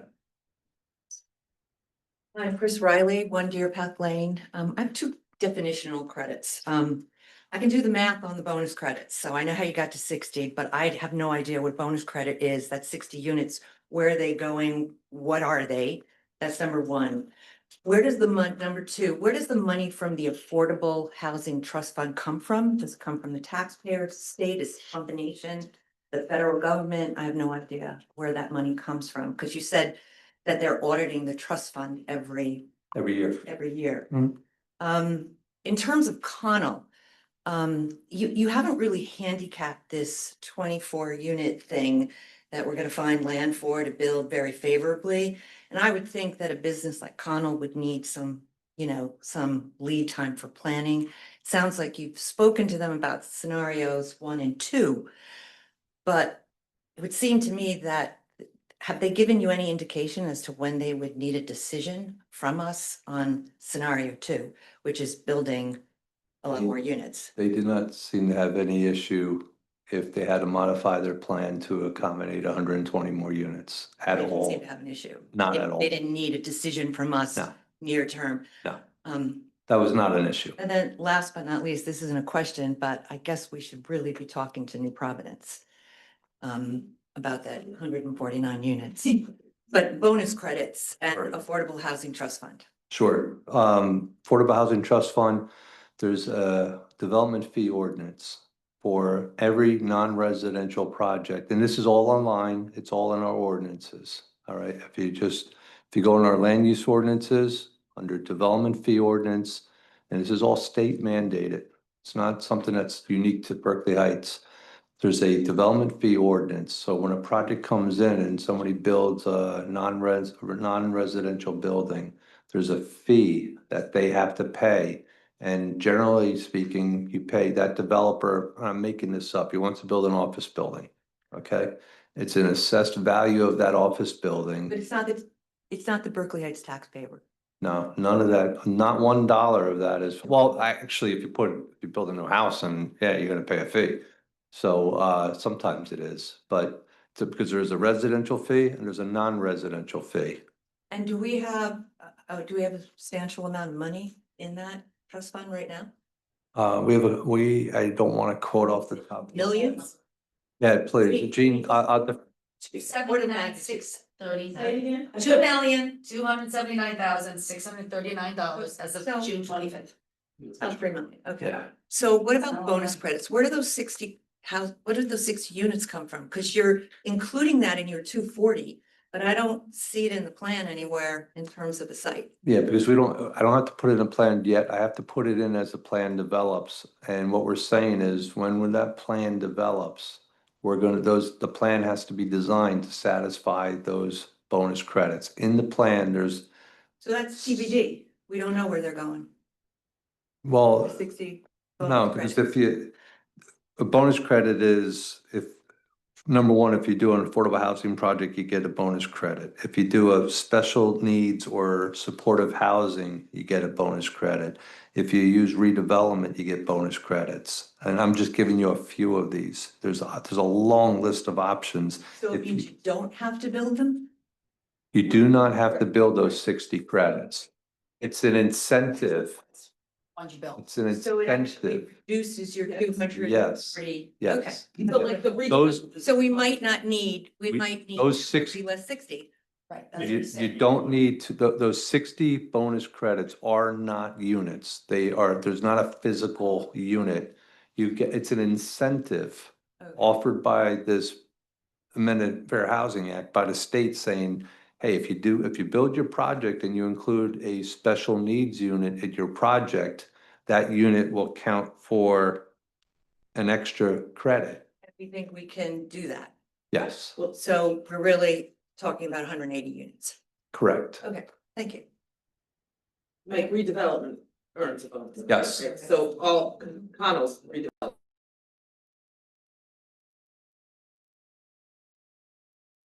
Get ahead of the game. Bill Keogh's office would be, right? I would highly believe so. Again, I don't want to get out of my lane, but yeah. In theory, if Nokia was, we could get the 60 credits from the units that we're putting in it. Other questions?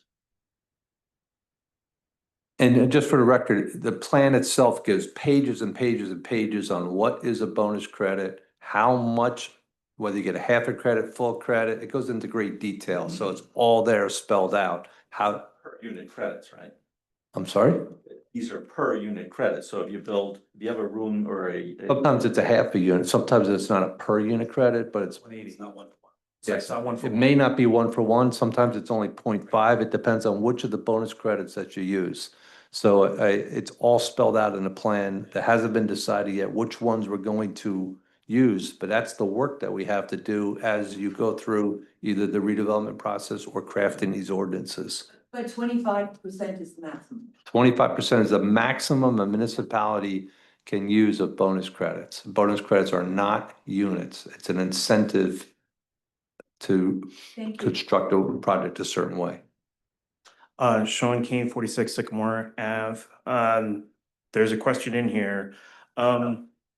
So it sounds to me like for the town, there's not a lot of benefit necessarily with the option for the 24, because it sounds like they're dangling like money that maybe we could hypothetically get, but there's no guarantee it'll even be there. I mean, it could be audited out.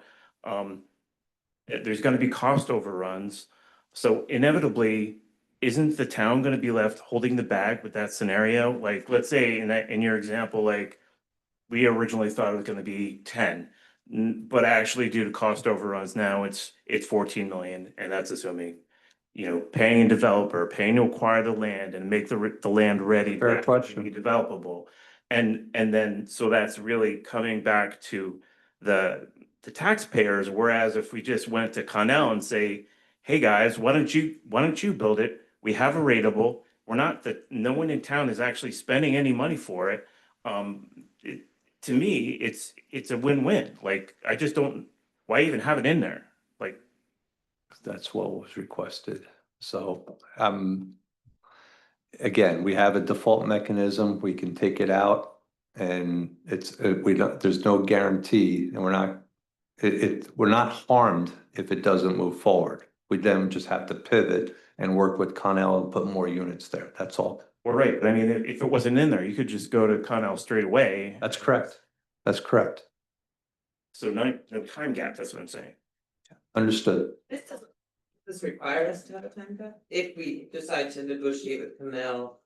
We could drop this at any time. However, I would, with the caveat, you better have that plan in place, because then if you drop it and don't have the other plan, I mean, they have to, I literally would have them adopt it the same night. I'm not kidding.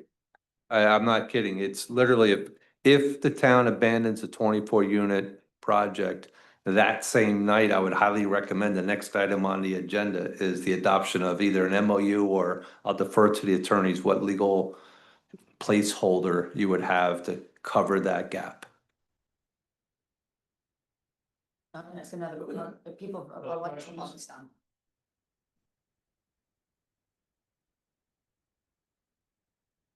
Russ Hovland, 147 Countryside Drive. Thank you for making a very difficult discussion somewhat simplistic. Thank you. You're You're welcome. Couple questions. One is looking at the categories that had to be assessed that led to the 275. Yeah. And considering all the amount of data that went into that evaluation, I'm somewhat surprised that one group would look at that data and come up with 275. A second group, your concern, would look at it and come up with 208.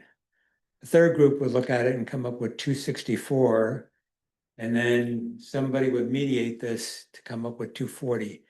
It seemed like it's just data aggregation and evaluation. So I'm kind of confused.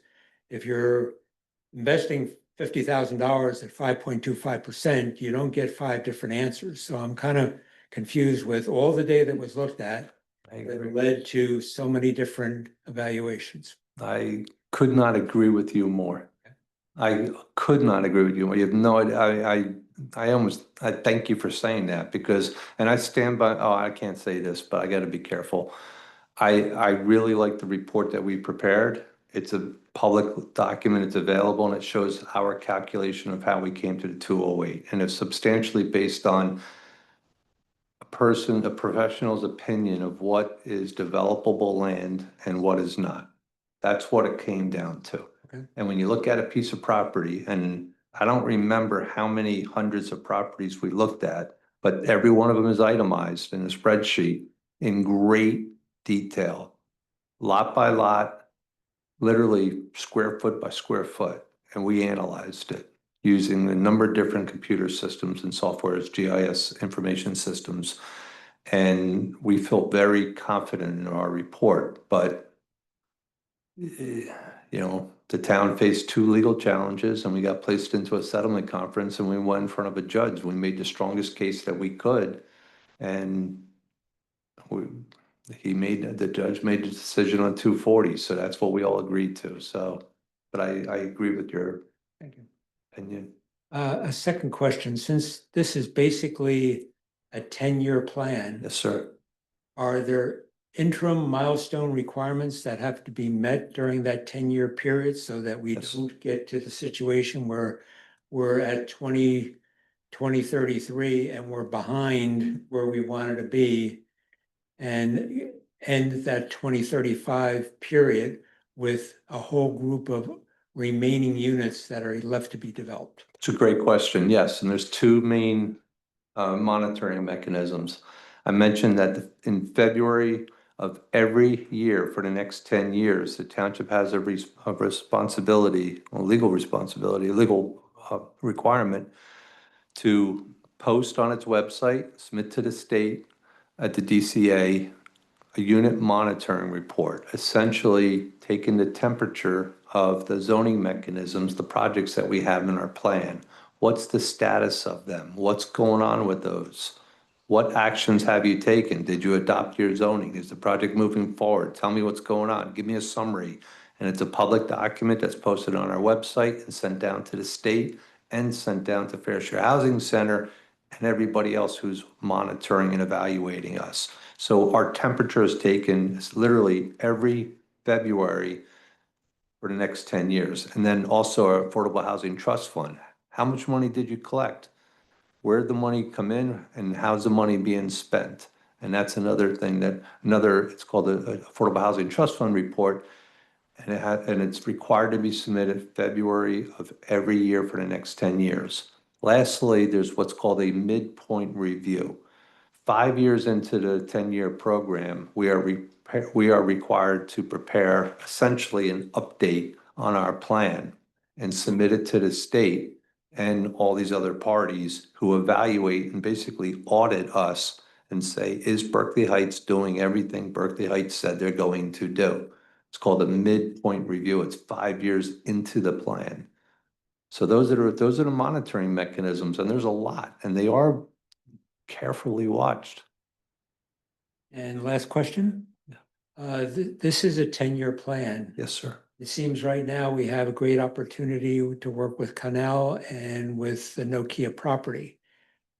After 2035, we may not have that opportunity of space still available to comply with whatever the quotas are after 2035. Is there a chance now to exceed our obligation now so that when the next round comes after 2035, we've already met our obligation for 2035 and exceeded it by doing planning now? It's a great question. What I would suggest is I don't see an advantage of exceeding our obligation now since we're satisfying our entire 240 obligation in the fourth round. However, I love the question because could we plan for the future and not construct, but plan? Because you don't get a gold star if you exceed your numbers right now, and we take on more of a burden. All right, but could we plan for future units post 2035? That's an avenue that we could explore. you're planning on such an unknown that I don't think I'm qualified or should even try to answer that, whether that's a good, or because half of me right now is going, boy, that's the greatest planning question I've been asked in 30 years. That's really smart. And the other part of me is going, don't give up a unit. Don't get, you can't, because I don't know what the world, does this law exist in 10 years? In what form, what shape, what's the changes? There's so many other what ifs that the two of them are arguing in my head right now, but I think it's a great question. Thank you. You're welcome.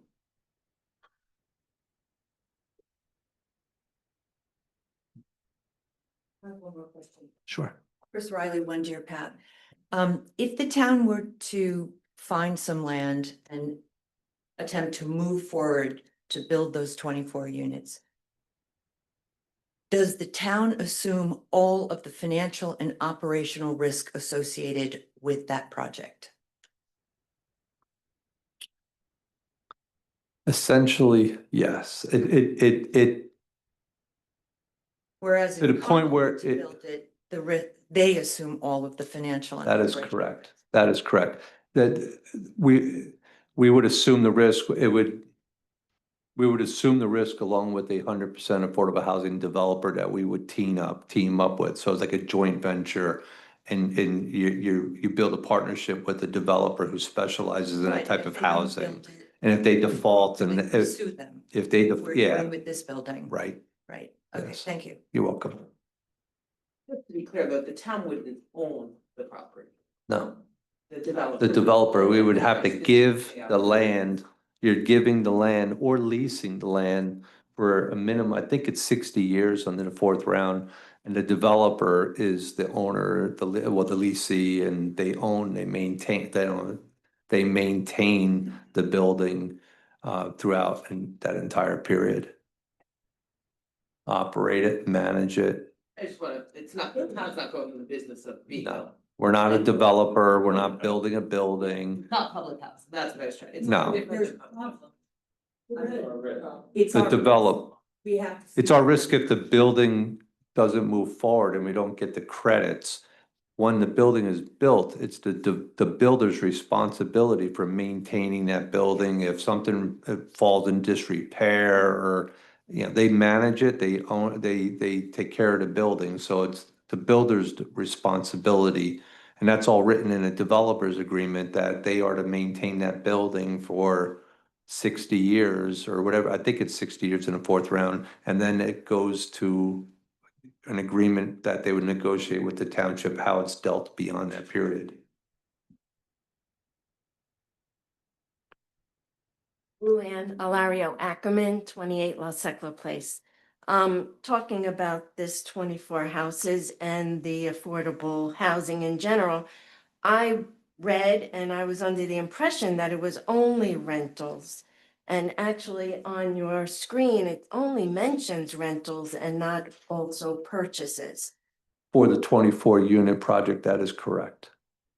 So what about the other, like Connell, if they do the 24 in the 120 or any of the low income, that could be a purchased or like a condo or a rental, and they decide what they want to build? Essentially, they would decide whether it's a for sale or a rental. And that's what the other buildings in town, the developer decided if they wanted to do the rental. That is We have correct. nothing to say, or the town has to approve it as a rental or a purchase. The town has to approve it, but the developer has to be willing to build it. So if the developer doesn't want to build for sale housing, then you don't have an agreement.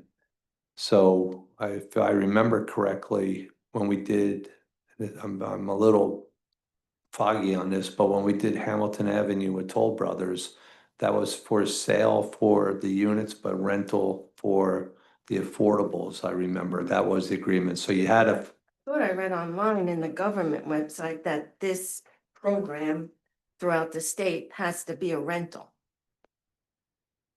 Each, Or the, when you, for 100% affordable housing projects, they're rentals. In most cases, I'm trying to think if I can even think of one project where 100% affordable housing project is for sale. I'm not familiar with those. But the funding mechanism that you get through which program is going to decide how that money is allocated and for what use it's going to be. And the landlord, you said the developer has to maintain the building, but who maintains the tenants? The developer as well, who built the building? If it's 100% affordable housing project, No. or any project, Yeah. uh, in Depends on which all of the different, look at the ones that have gone up in the third round, any one of them, you know, the old movie theater project, that the Terrace project, that's an inclusionary housing project. The developer owns that building, he manages that building, anything that's has to do with that building, he's taking care of that building. He owns the building, he's a landlord, he takes care of it. Inside that building is market, inside that building is affordable. They're all mixed inside the project. If you went in there, I couldn't find the difference. I thought it was beautifully done and he owns it, he maintains it. If something breaks or there's an issue, it's all on the developer to repair, maintain those buildings. So then in this 100% 24 home, that would be a rental and the developer would be the landlord of the Yes, 20. yes, Thank you. you're welcome.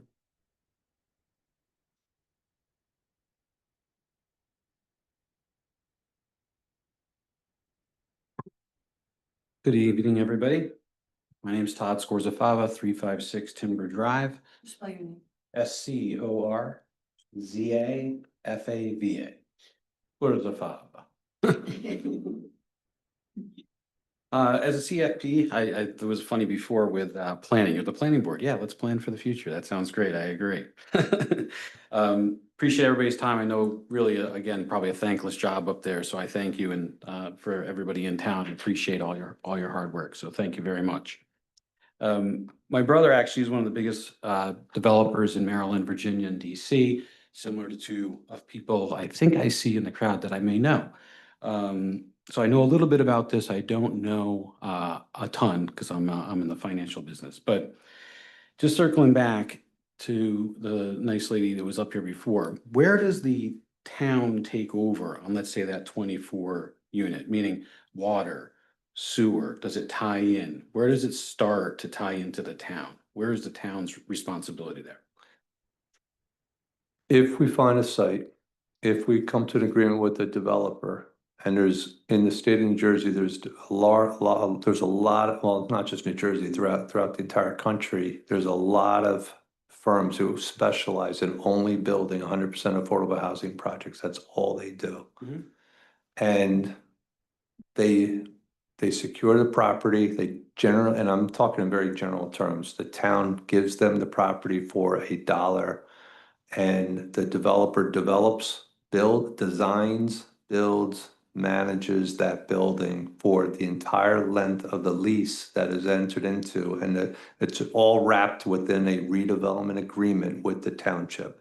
And it goes into great detail, everything that you just said, who pays the utilities, and the developer is essentially responsible for every part of that building, including working with the administrative agent as who is able and qualified to live in the building, how the building is managed, and continuing maintenance of that building throughout the entire length of that 60-year lease.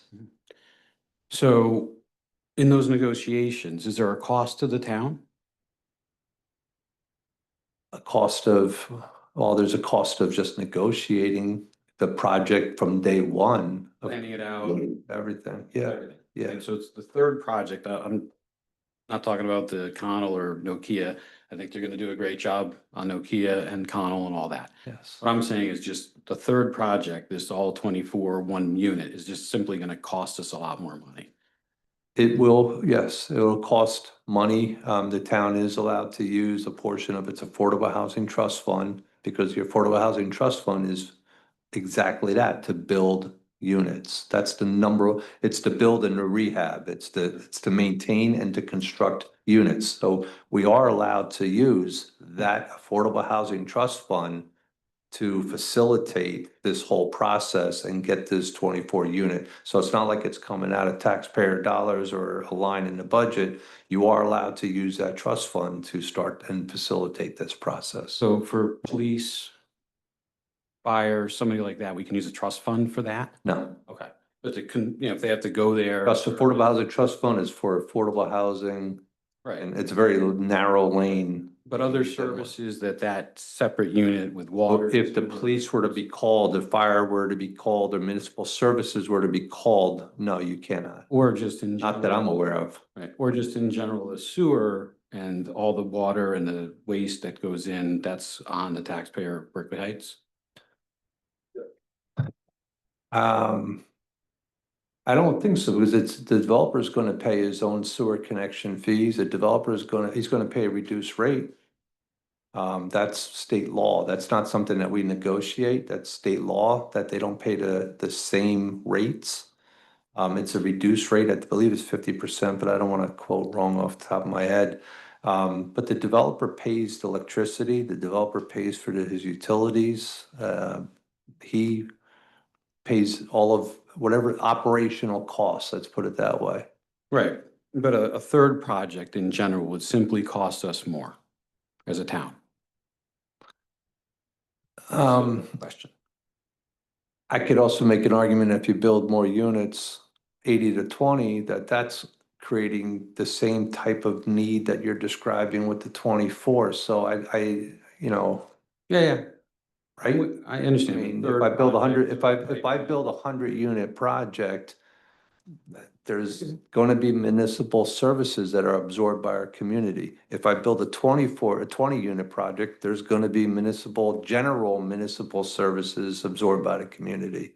Right, but different, it's already kind of, Connell will take that over, let's just say. And instead of, and just to be clear, if the 24 unit separate one gets built, it generally costs us money, but if we gave it to Connell, we'll increase our taxes, meaning our ratables, we'll get more revenue from that.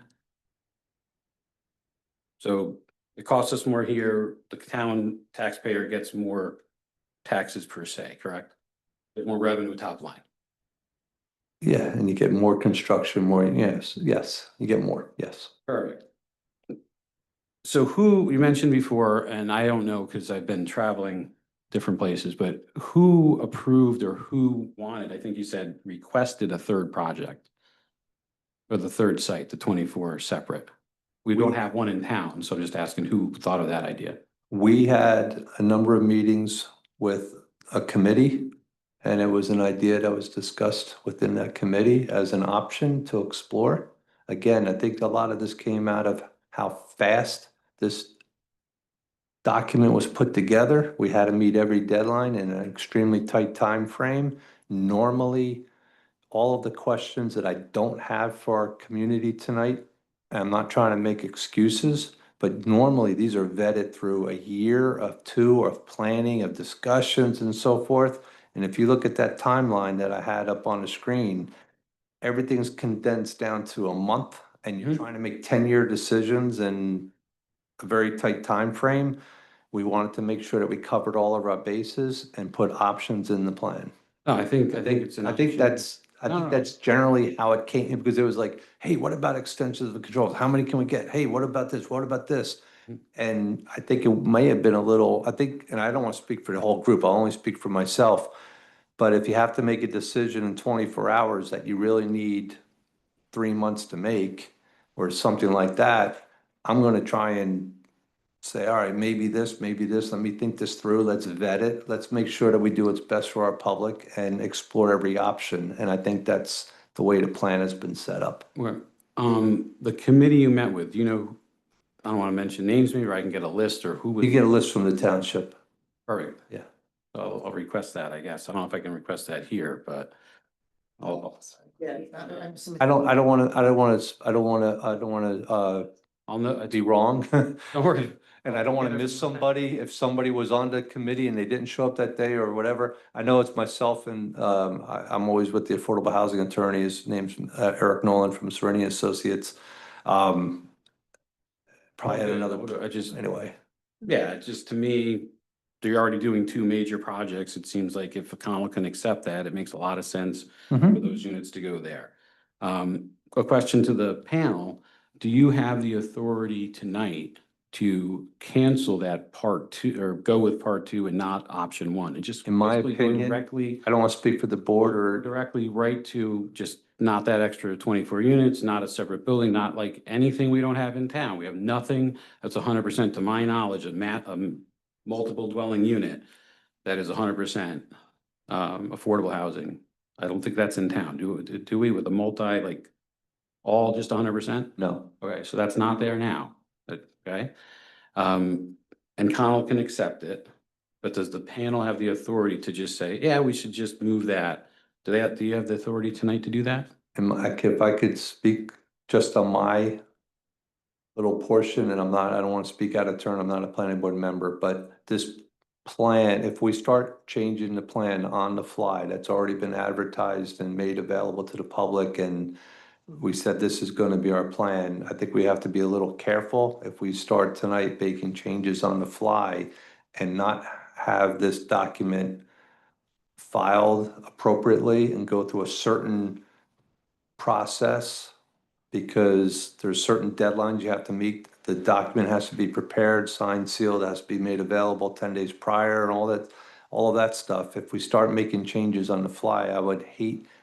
I can only imagine how hard it's going to be to make a change after tonight. I can only imagine that. You're making a decision tonight. This is why you said out of your mouth that you were here tonight. That's why we came. The last time I came down, not for this board, but another board, I tried to warn the town if somebody actually is going to be killed in that development. Unfortunately, under 2 years in that development, someone was hit with a car and passed away. Okay, so I come down when it's a little bit important. So you're adding a building. We don't know who really requested it yet. We're asking it to be decided on tonight, when actually there doesn't have to be a lot of other planning. You've already done the work.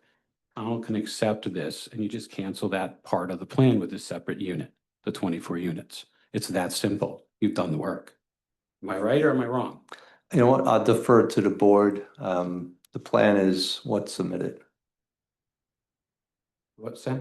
I said we submitted the plan as the plan that was So, filed. in the panel then, If they do you want have to the amend the plan, authority they just can to amend the go plan. with canceling that 24, something we don't have in our town right now, all affordable housing unit.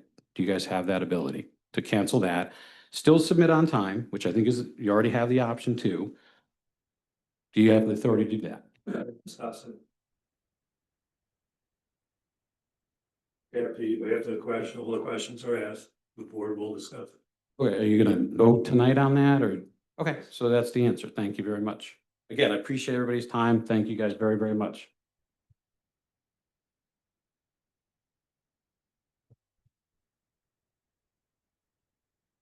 Russ Hoffman again, 147 Countryside Drive.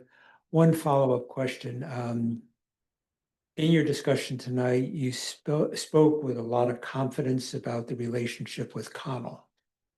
That a lot of movement could happen there, and if additional units needed to be absorbed, they could be absorbed at that property site. At least that's the conclusion I drew. I would agree.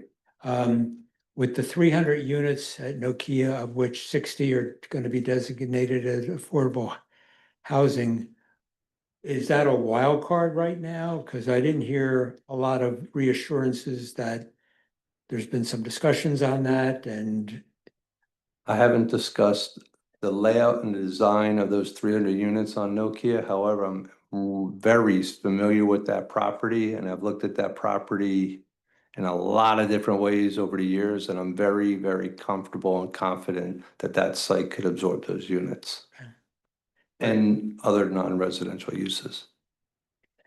has that property been sold, and has any discussion taken place with the buyer of that property in context of that plan? No.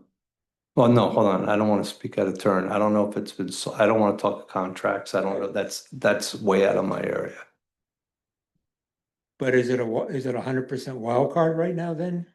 I'm trying to understand, because when you spoke about Connell, there's been some discussions and it seemed like you spoke with a lot more confidence about the Connell plan versus the Nokia plan. Because I had a meeting with the Connell Group in person. I've also have a long history of working with the Connell Group. I worked with them in the third round. They were a very good group to work with.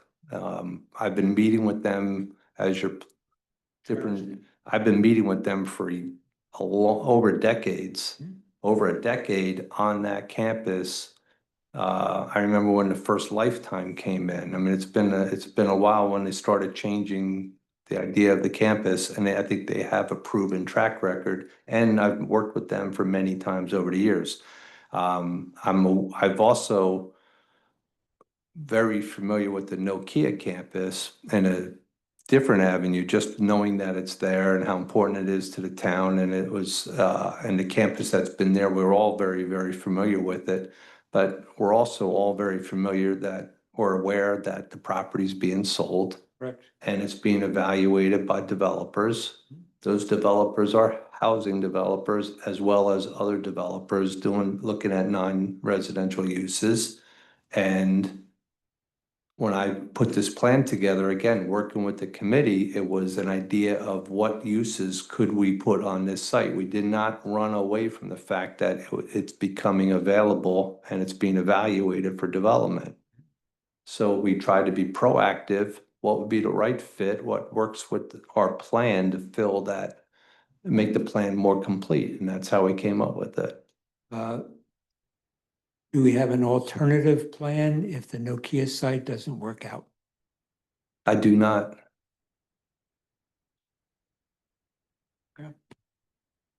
Thank you.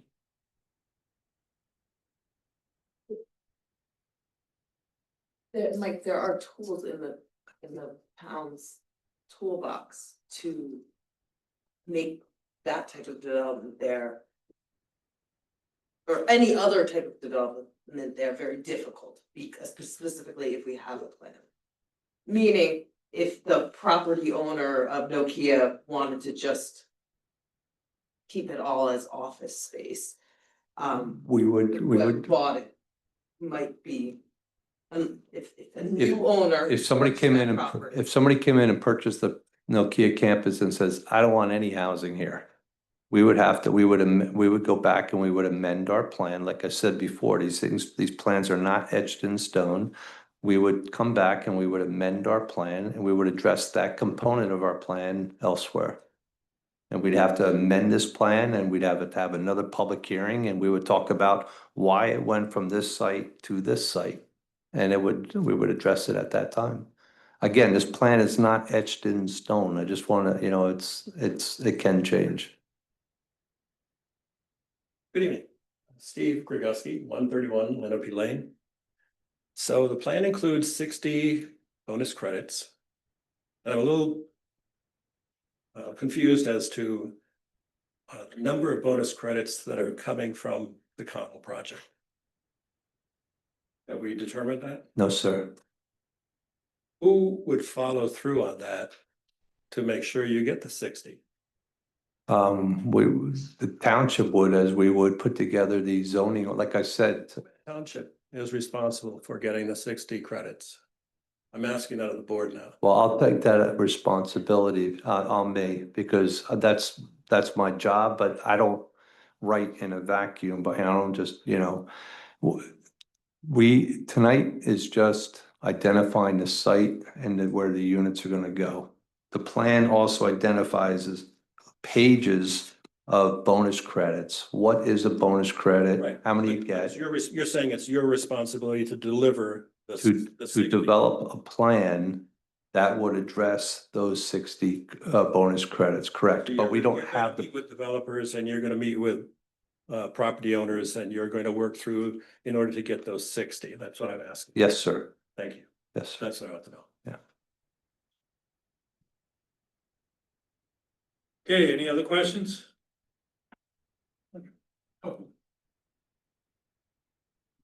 Joey Danza, 923 Mountain Avenue. Can you spell your last name? Absolutely, I'll do it phonetically.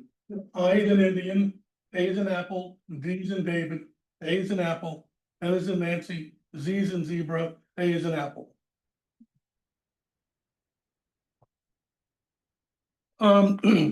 We've talked primarily of Nokia and Connell. What other pieces of property are being looked at Those are the two properties that are in the plan. right now? Somewhere along the line, I was looking at your website, or one of the things you have online, it's about 100 pages long, and I thought I saw Snyder Avenue in there. No, Because I know he said the question the other day, a few minutes ago, about the houses, the house you missed on Timber. we will look if there's a group home on Group Timber home, that right. was not credited properly. Okay. We'll take care of that. Okay, so the only thing we're talking about tonight is Nokia and Connell. Correct. If the 100% affordable housing project does move forward in some way, shape, or form, there would have to be all, like, I would say, a public hearing on that. There would be who the developer is, has it been decided? If there's a developer, what site, where would it go? What would it look like? None of those particulars have been worked out yet. Because we had that one building next to the TD Bank that used to be a nursing home. All right. Has that ever been, anybody ever talked about that? I think that's part of an ongoing application, I think. I don't represent that part of the town planning, but I think that's part of an ongoing application. Into this TRC, it hasn't come to the planning board yet. Yeah. Okay, thank you. We're gonna have a new governor. What happens if we have a new governor and policies change? Sir, I could deal with the law that's in front of us tonight, that we have to adopt this by the end of June, or else we lose our immunity. I understand. What's going to happen in November, what could happen in January, I'm not the right, I can't answer that question. I hear what you're saying. I think, what is it, 27 towns that are already in a lawsuit with the state? Yes, that's And correct. They're applying, they're trying to put pressure on to change the law, so to speak. Yes, sir. Now, from what I understand, this law is only in the state of New Jersey and not the other 49 states. I only represent in New Jersey, so So if this goes to the United States Supreme Court eventually, the Mount Laurel Doctrine gonna be overturned, and what happens then? I have to defer to legal counsel on that one. That's outside of my expertise. Thank you for your time. You're welcome. Appreciate it. Okay, anyone else? Anybody on the board have any other questions? I guess I would like the question that was just supposed to asked, answered by our attorney. Is there an option to have the board modify the plan and get out the 24 units? Sorry, yeah, I would like him to answer the question of, can the plan be modified and then voted on to remove the affordable housing unit and to go to scenario 2, or is that not an option? Couple of things. One is, I am not the Township Affordable Housing Council, and I am reluctant to step into his area because you are in somewhat uncharted territory, and the town is acting on timeframes that are extreme. The plan has to be submitted, not just the resolution. The plan has to be submitted within 48 hours of the adoption of any resolution. That would mean that the plan would have to be relooked at, revised. I don't know what type of discussions that would involve for Mr. Mistretta and the other group that was involved in the drafting of the plan, and whether there are other reasons why it should or shouldn't. So my reaction is I would be cautious, and reluctant about modifying the plans, the plan that was put on the town's website as required to do. And again, it is something that there is no leeway. If that plan is not filed within 48 hours, the town loses its immunity, and that's a concern. So I would exercise caution, particularly because I am not the Affordable Housing Council, and I don't want to misspeak on that area, but I'd be reluctant to. Scenario B where we pass the resolution of the plan as is, but then if we agree to include in the minutes, I guess, the planning board's position that we would oppose the 24 unit building. I would feel a lot more comfortable a lot more comfortable if you adopted the plan and you could put language in there that is a recommendation of the planning board that the option of this 100% affordable housing development is removed. But it's in my world, if you have a record of it, it's in the resolution. This resolution is going down to the state within 48 hours. To amend the plan tonight would technically require me to go back, change the plan tomorrow, refile it. He has a 10-day period, public notice. We missed the deadline and the whole thing implodes. That's why I was so strongly against it. Procedurally, we can't interrupt that mechanism. Could the planning board adopt a resolution, have a recommendation, and that recommendation goes up to, and it's going to go to the council also, because the council has to endorse. The council has to adopt it tomorrow night. There's a resolution where the council is going to hopefully endorse what the planning board does tonight. And the council resolution and the planning board resolution and this plan has to be filed with the state within 48 hours of this evening. So if we were to adopt a resolution, at least it's my recommendation that put that language as a condition, as a recommendation of this planning board. Can we leverage the December 21st deadline and work in that time frame to do something with that language so that we stay on target for tomorrow? But can this conversation carry on to the December 21st amendment date? If that's what it's called. Well, the first date that comes up is the August 31st date. And like I said, the plan is not etched in stone, and I think it's a fair statement to say that the plan will be amended. But losing the protection of that immunity and upsetting the approval process is really concerning to me. So we have a plan. This planning board, if it reviews the plan and at least that's just my recommendation, adopt the plan as it is with the recommendation that the 100% affordable housing project is removed and that those units are placed within the Connell development, because you have to have another site or else you're going to open yourself up. And there's it's not going to work. It's not going to go well for us. So you have to be very specific, and the way the affordable housing plan works is you have to have a lot, block, street address, a specific site, the site suitability. That language would have to be ingrained within the adopting resolution. So it has to be, in my opinion, site specific where the units are going. There's no holes open. Tomorrow. Tonight, tomorrow. It could be. So I think nobody wants to infringe on the process for tomorrow to miss the deadline and open ourselves up to more trouble. I don't think anybody's suggesting that. What I think we want to do is see if there's a way where we can open a window to say, this is the problem that we have. So when we have dates we can look at in the future, that's what we want work to be done on. Does that make sense? If you just give us potential wording, we could say. Yes, and here's just the other caution is that if a couple of things happen, this is the resolution that goes down to whatever is adopted is what goes down to the state. So you'd be adopting a resolution adopting this plan, but with a recommendation to change it. And I'm concerned that that opens the door for challenges.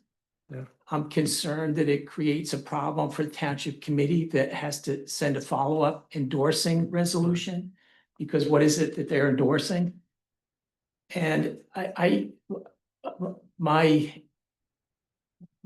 preference would be, if the board was going to vote, would be to adopt on the resolution, but to relay to Affordable Housing Council the board's concern and request that there be consideration given to amending the plan to replace that 100% affordable and place it in the Connell, and that it asks, but maybe do it outside the context of this resolution, so it doesn't create. Memo to the redevelopment attorney and say, we're approving this plan, however. These comments came up, and they're legitimate comments that should be considered, and we would ask that moving forward, that they pay careful attention to this and consider, so that it's done in a thoughtful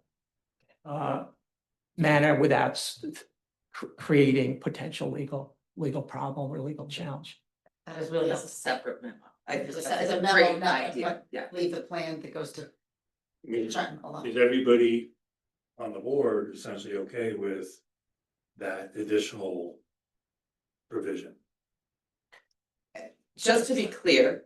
Even voted maybe. I think we need to vote, Right. or I think the Let's vote. suggestion is, or I would like to make the suggestion that we vote on this resolution to adopt the plan as is.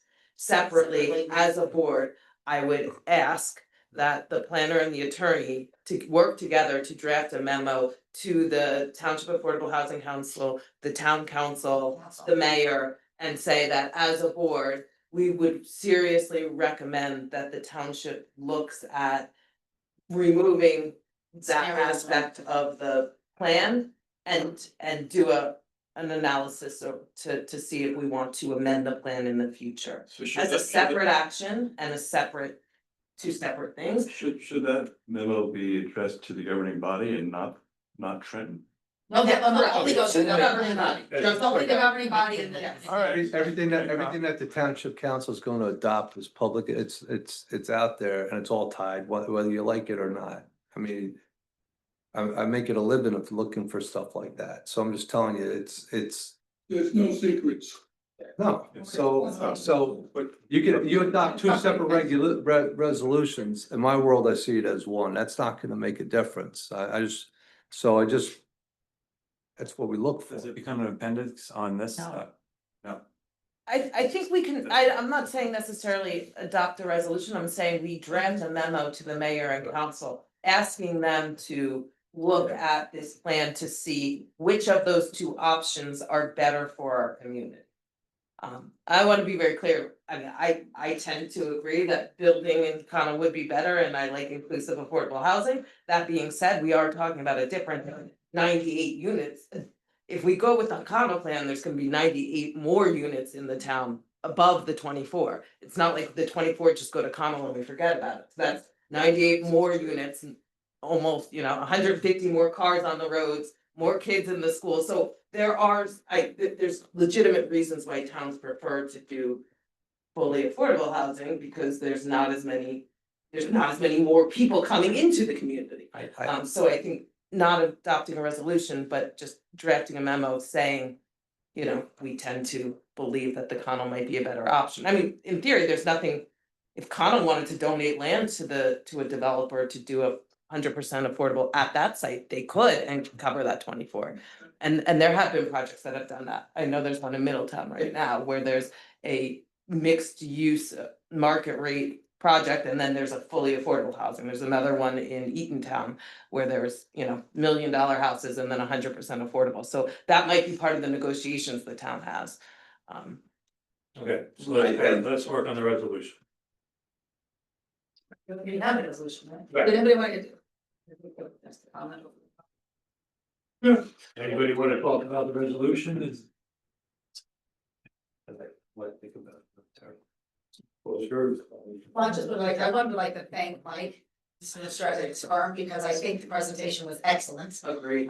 It's a lot of work. It's been a really tight timeline. And thank the governing body and the council. I know Margaret Illis is here tonight. I know this is a lot of work and there's a lot of emotion behind it, but I do appreciate all the hard work did, and I think the presentation was really informative. So thank you for all that you did to get this together. And with such a tight timeline. Such a tight timeline. Very impressive, thank you. I know the resolution came out today. That you want to say anything more about it, Bill?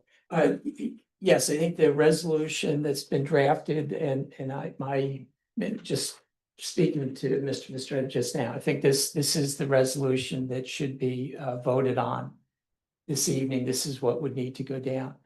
With regard to the other concern, what my preference would be to speak to the Affordable Housing Council to get an opinion in terms of the best way without jeopardizing the plan that's going down before any type of formal communication goes to the township. I will speak tomorrow with council. And then I will relay to the board at the next meeting the best way to present that, the board's concerns to the township so that it's taken into consideration. But it just for tonight, I'd prefer that nothing gets sent out that can't be taken back. And I think normally we would have Mrs. Pogue here, who's on the council, to go back and report to the council, but she's not present tonight, but Margaret Illis is present, who is from the council, so I think we could at least ask Ms. Illis to go back to the council and let them. I can't hear all of what you're saying. Oh, can you, we would ask that maybe you go back to the council, because Susan's not here tonight, to reiterate some of the concerns of the board. Well, So, yes, I can certainly speak to what I heard tonight. or encourage them all to listen to the Zoom. Well, The understanding that our attorney is looking into it about something more formal may be coming. So, okay. Yep. Do I have a motion to pass the resolution? So moved. Second.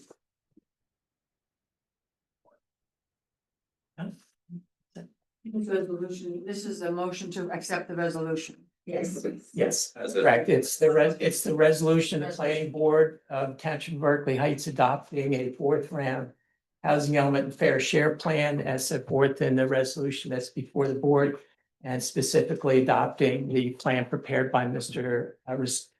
Estrada that is attached, will be attached to this as Exhibit A. There is a separate vote for adopting the plan and then a separate one for the resolution. No, just a single vote on the resolution. Johnson, Yes. Mr. Hall, Yes. Ms. Roundtree, Yes. Mr. Maderos, Yes. Ms. Kingsley. Yes. Mr. Popolo, Yes. Mr. Leo, Yes. oh, Mr. Steinhardt, Yes. Mr. Leos. Mr. Estrada, I just want to say you've done a very nice job, and I think there were very number of good questions from the board and also the public. And you obviously have more to do. Thank you. So, but motion to adjourn. Thank you.